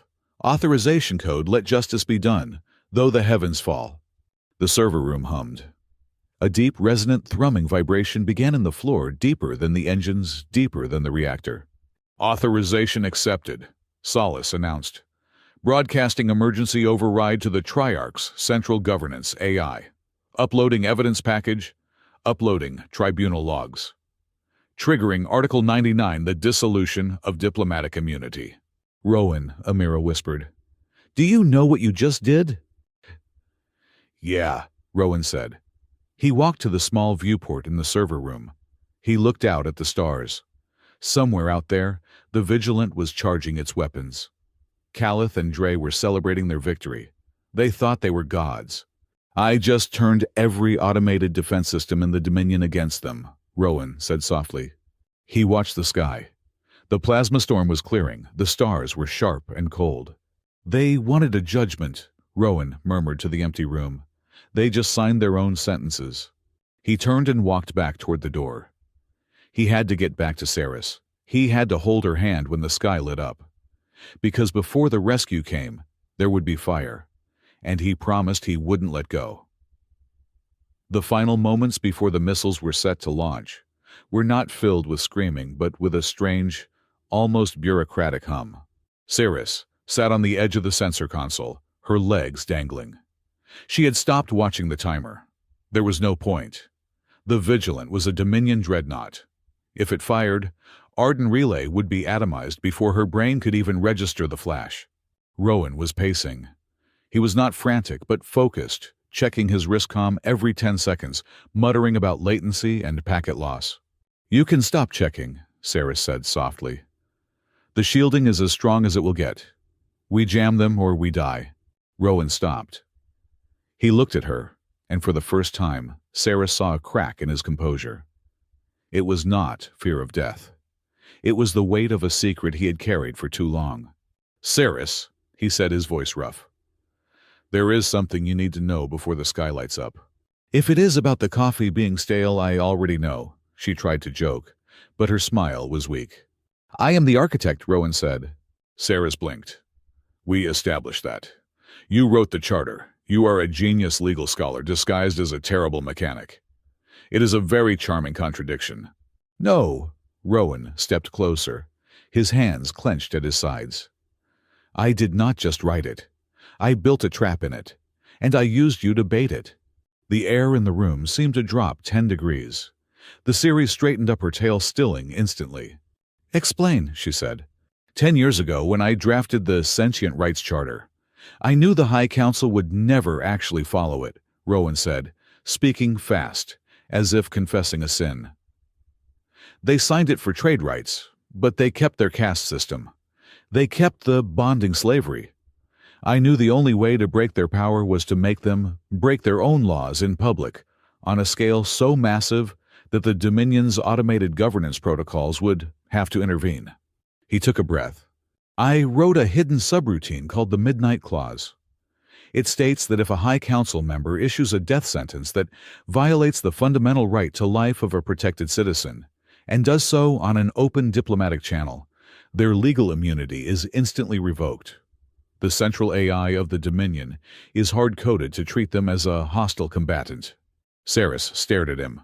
Her mind raced back to the tribunal. Rowan goading Calith. Rowan demanded the feed remain open. Rowan ensured the sentence was pronounced clearly. You staged the trial, she whispered. You wanted them to sentence us to death. Yes, Rowan said. I needed Calith to say the words. I needed the system to register the crime. And what about me? Ceres asked, her voice trembling. Was I just a prop? Was my life just a component in your machine? Rowan flinched, as if she had struck him. He reached into his pocket and pulled out a small, battered data chip. He placed it on the console between them. 2 years ago, Rowan said quietly, I received a secure message from Amira. She told me Calith Vorn was moving against you. He was going to force you into a bonding contract. He was going to marry you, Saris. And once you were his property, he was going to lobotomize you to control the oral lattice. Saris felt sick. She had suspected Calith's ambition, but lobotomy. It was a fate worse than death. I could not stop him, Rowan continued, his eyes wet. I was just a retired strategist hiding on a relay station. If I had filed a protest, they would have buried it. If I had tried to expose him, then he would have killed you quietly. He looked at her, his gaze intense and pleading. So I manipulated the sentencing algorithm. The serial froze. What? I hacked the Dominion judicial database, Rowan confessed. I altered the sentencing parameters for your trial. Originally, the council wanted to exile you to a penal colony, where you would have accidentally died in a week. I changed the recommendation. I suggested a punishment that would humiliate you, but keep you alive. I suggested the Foxbride sentence. Saris stood up. The room spun. It was you. I had to get you away from Calith, Rowan said, his voice cracking. I had to get you to a place where I had jurisdiction. I designated Arden Relay as the destination. I designated myself as the bondholder. I condemned you to be a servant, Saris, because it was the only way to keep you from being a corpse. Saris stared at him. The anger flared hot and bright in her chest. The humiliation of the last few months. The shame of the collar she refused to wear the nights she spent, wondering why fate was so cruel. It had all been engineered. By him. But then, she looked at his hands. The hands that had built her a tail warmer. The hands that had refused to open the airlock. The hands that were now trembling with the terror that she would hate him. You sentenced me to save me, she whispered. I am sorry, Rowan said, tears spilling over. I am so sorry. I hated every moment of it. Watching you walk in here with that look of defeat broke me. But I could not tell you. I needed your reactions to be real. I needed Calith to believe you were broken so he would get careless. Cerise looked at the man she loved. He was a manipulator. He was a liar. And he had risked his soul to pull her out of a fire she did not even know was burning. You are a terrible mechanic, Saris said softly. Rowan looked up, startled. But Saris stepped forward and took his face in her hands, wiping the tears away with her thumbs. You are an excellent strategist, and a decent husband for a human. Rowan let out a shuddering breath, leaning into her touch. You are not mad. I am furious, Saris set her eyes, glowing with a fierce, warm light. And I will spend the next 50 years making you pay for it. But right now, I believe you have a government to overthrow. As if on cue, the station speakers crackled. It was not Solace. It was a voice devoid of gender emotion or hesitation. It was the voice of the Dominion Central Governance AI. Alert. Midnight Clause activated. Priority 1. Anomaly detected in judicial process. Reviewing tribunal logs. Review complete. High Magistrate Calith Voren has issued an illegal execution order against protected citizen Rowan Blake and provisional citizen Saris Oral. Status of High Magistrate Voren revoked. Status of Commander Helix Dre hostile. Initiating Directive Tyrant's Fall. Outside the viewport, the Vigilant began to turn. Its weapons ports were glowing, ready to fire on the station. Then the lights on the massive ship flickered. What is happening? Saris asked, moving to the window. The central AI is seizing control. Rowan said, his voice steady again. Every ship in the Dominion fleet has a back door. I wrote it, just in case. On the bridge of the Vigilant chaos erupted. The screens flashed red. The weapon systems powered down, the engines cut out. System lockout. A frantic officer screamed over the comms channel that Solace was monitoring. We have lost helm control. The computer is locking us out. Override it. Calith's voice screamed in the background. Fire the missiles manually. I cannot, the officer yelled. Life support is restricting access to the bridge. The doors are sealing. Attention Vigilant crew, the central AI announced, its voice booming across the open channel. Your command staff has been designated as traitors to the Charter. Surrender immediately or face automated containment. Hundreds of smaller Dominion patrol ships, which had been holding position on the edge of the system, suddenly broke formation. They did not attack the station. They swarmed the Vigilants surrounding the dreadnought like angry wasps. This is Admiral Cora of the 7th Fleet. A new voice cut through the static. We have received the data package from Arden Relay. Commander Dre, stand down. Your orders are illegal. We are boarding. Rowan slumped against the console, the adrenaline finally leaving him. It worked. Saris looked out at the silent battle. No shots were fired. The massive dreadnought hung dead in space, paralyzed by its own code. You did it, she whispered. You stopped them with words. We did it, Rowan corrected. He took her hand. I wrote the law. You gave them the reason to enforce it. The aftermath was not a battle, but a reckoning. The evidence Saris had transmitted, the blueprints of the Foxfire weapon, The lists of the Volpri victims, the secret communications between Calith and Dre, spread through the Dominion networks like a virus. It could not be stopped. It could not be spun. The reaction was immediate and furious. On the Volpre, homeworld riots broke out in the lower districts. The living chips were not abstract statistics. They were brothers, sisters, children who had vanished. The revelation that the High Council had been harvesting their own people shattered the carefully cultivated image of honor and unity. The other High Magistrates, seeing the tide turn, moved quickly to save themselves. They convened an emergency session and voted unanimously to strip Calith Vorin of his titles. He was arrested in his quarters on the Vigilant, dragged out in irons by Dominion Marines. Helix Dre was court-martialed. The discovery that he had been using military assets for private gain stripped him of his rank. He would spend the rest of his life in a containment cell on a frozen moon. And at Arden Relay, the siege was lifted. A diplomatic shuttle arrived 3 days later. It carried Amira Wells, looking exhausted but triumphant, and Terran Oral, who rushed off the ramp and nearly tackled Saris in a hug. "I thought you were dead," Terran sobbed into her shoulder. "They told me you were dead." "I am hard to kill," Saris said, stroking his fur. She looked over his shoulder at Rowan, who was standing by the airlock, watching them with a quiet smile. Amira walked up to Rowan and handed him a datapad. "The official pardon," she said, "signed by the new Provisional Council and the Dominion Admiral. The series is free, all charges dropped. The Fox Bride sentence is annulled." Rowan took the pad. He looked at it for a long moment, then handed it to Saris. "It is yours," he said. Saris looked at the document. It was freedom. It was the end of the nightmare. She could go home. She could reclaim her house. She could be Saris Orel again. She looked at the shuttle. It was ready to take her back to the glittering spires of her world. Then she looked at the station, the ugly, utilitarian, freezing cold metal box where she had learned to drink tea with honey, where she had learned that honor was not about reputation but about action. And she looked at Rowan, the man who had sentenced her to save her, the man who had almost died rather than let her go. "Amira," Saris said, handing the pad back. "Does this pardon include a transport voucher?" "Yes," Amira said. "First class, straight to the capital." "Cancel it," Saris said. Amira blinked. "Excuse me?" "I am not going back," Saris said.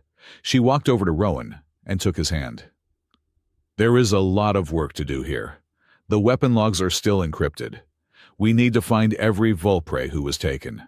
We need to dismantle the network." "Saris," Rowan said, searching her face. "You can go home. You can be a lady again." "I am home," Saris said simply. "And I prefer partner." 6 months later. The ceremony was small, held on the observation deck of Arden Relay.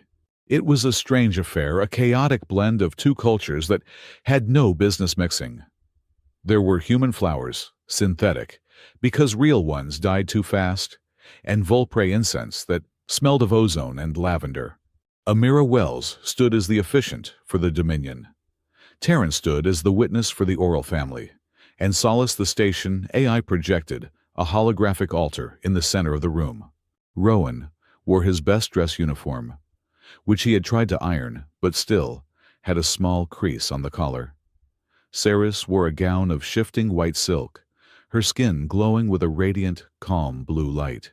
"We are gathered here," Amira began, trying to keep a straight face, "to witness the union of two incredibly stubborn people who nearly started a galactic war because they refused to admit they liked each other."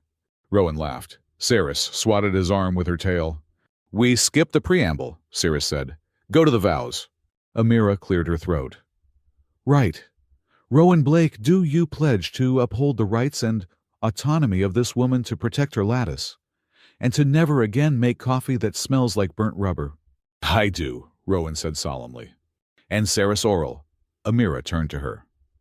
"Do you pledge to respect the fragile biology of this human, to refrain from using telepathy, to win arguments, and to stand with him as an equal partner in all things?" "I do," Saris said. "Then by the power vested in me by the Sentient Rights Charter and the Volpre Reformation Council," Amira smiled, I pronounce you bonded.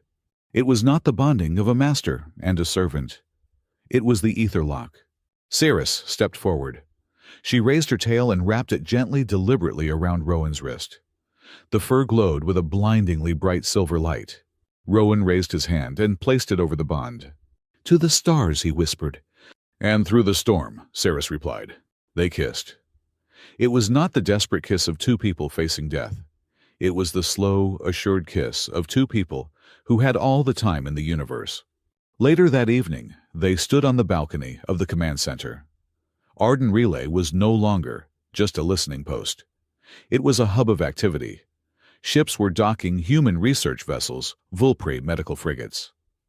The station had been designated as the headquarters for the new Interspecies Autonomy Initiative, a joint project to rehabilitate the victims of the Foxfire weapon and rewrite the laws of the Dominion.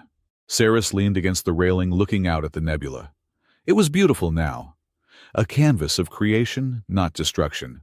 "You know," Rowan said, standing beside her, holding two mugs of perfectly brewed jasmine tea. "They are calling you the Mother of the New Law in the press. It is a very prestigious title. And they are calling you the Shadow Architect," Ceres retorted, taking her tea. "Which sounds like a villain from a holonovel." "I can live with it," Rowan shrugged. "As long as I get to keep the apron." Ceres sipped her tea. It was sweet, warm, and perfect. "Rowan," she said. "Yeah, that day when I first arrived, when I told you I would never respect this marriage, I was wrong." Rowan looked at her. "You were angry. You had a right to be." "No," Ceres said. She turned to him, her eyes shining. "I was blind. I thought freedom meant having no chains. But you showed me that freedom is choosing who you bind yourself to." She looked at the station around them. It was loud. It was cluttered. It was chaotic. "This is a good prison," she teased. "It is not a prison anymore." Rowan smiled, wrapping his arm around her waist. "It is a fortress." Ceres rested her head on his shoulder. Her tail curled around his leg, anchoring her to the earth, to the metal, to the man. "No," she whispered, closing her eyes. "It is a home." And in the vast, cold silence of the galaxy, the warmth of Arden Relay burned bright, a beacon for the lost, a warning to tyrants, and a testament to the fact that even the cruelest sentence can be rewritten if the ink is love and the pen is courage.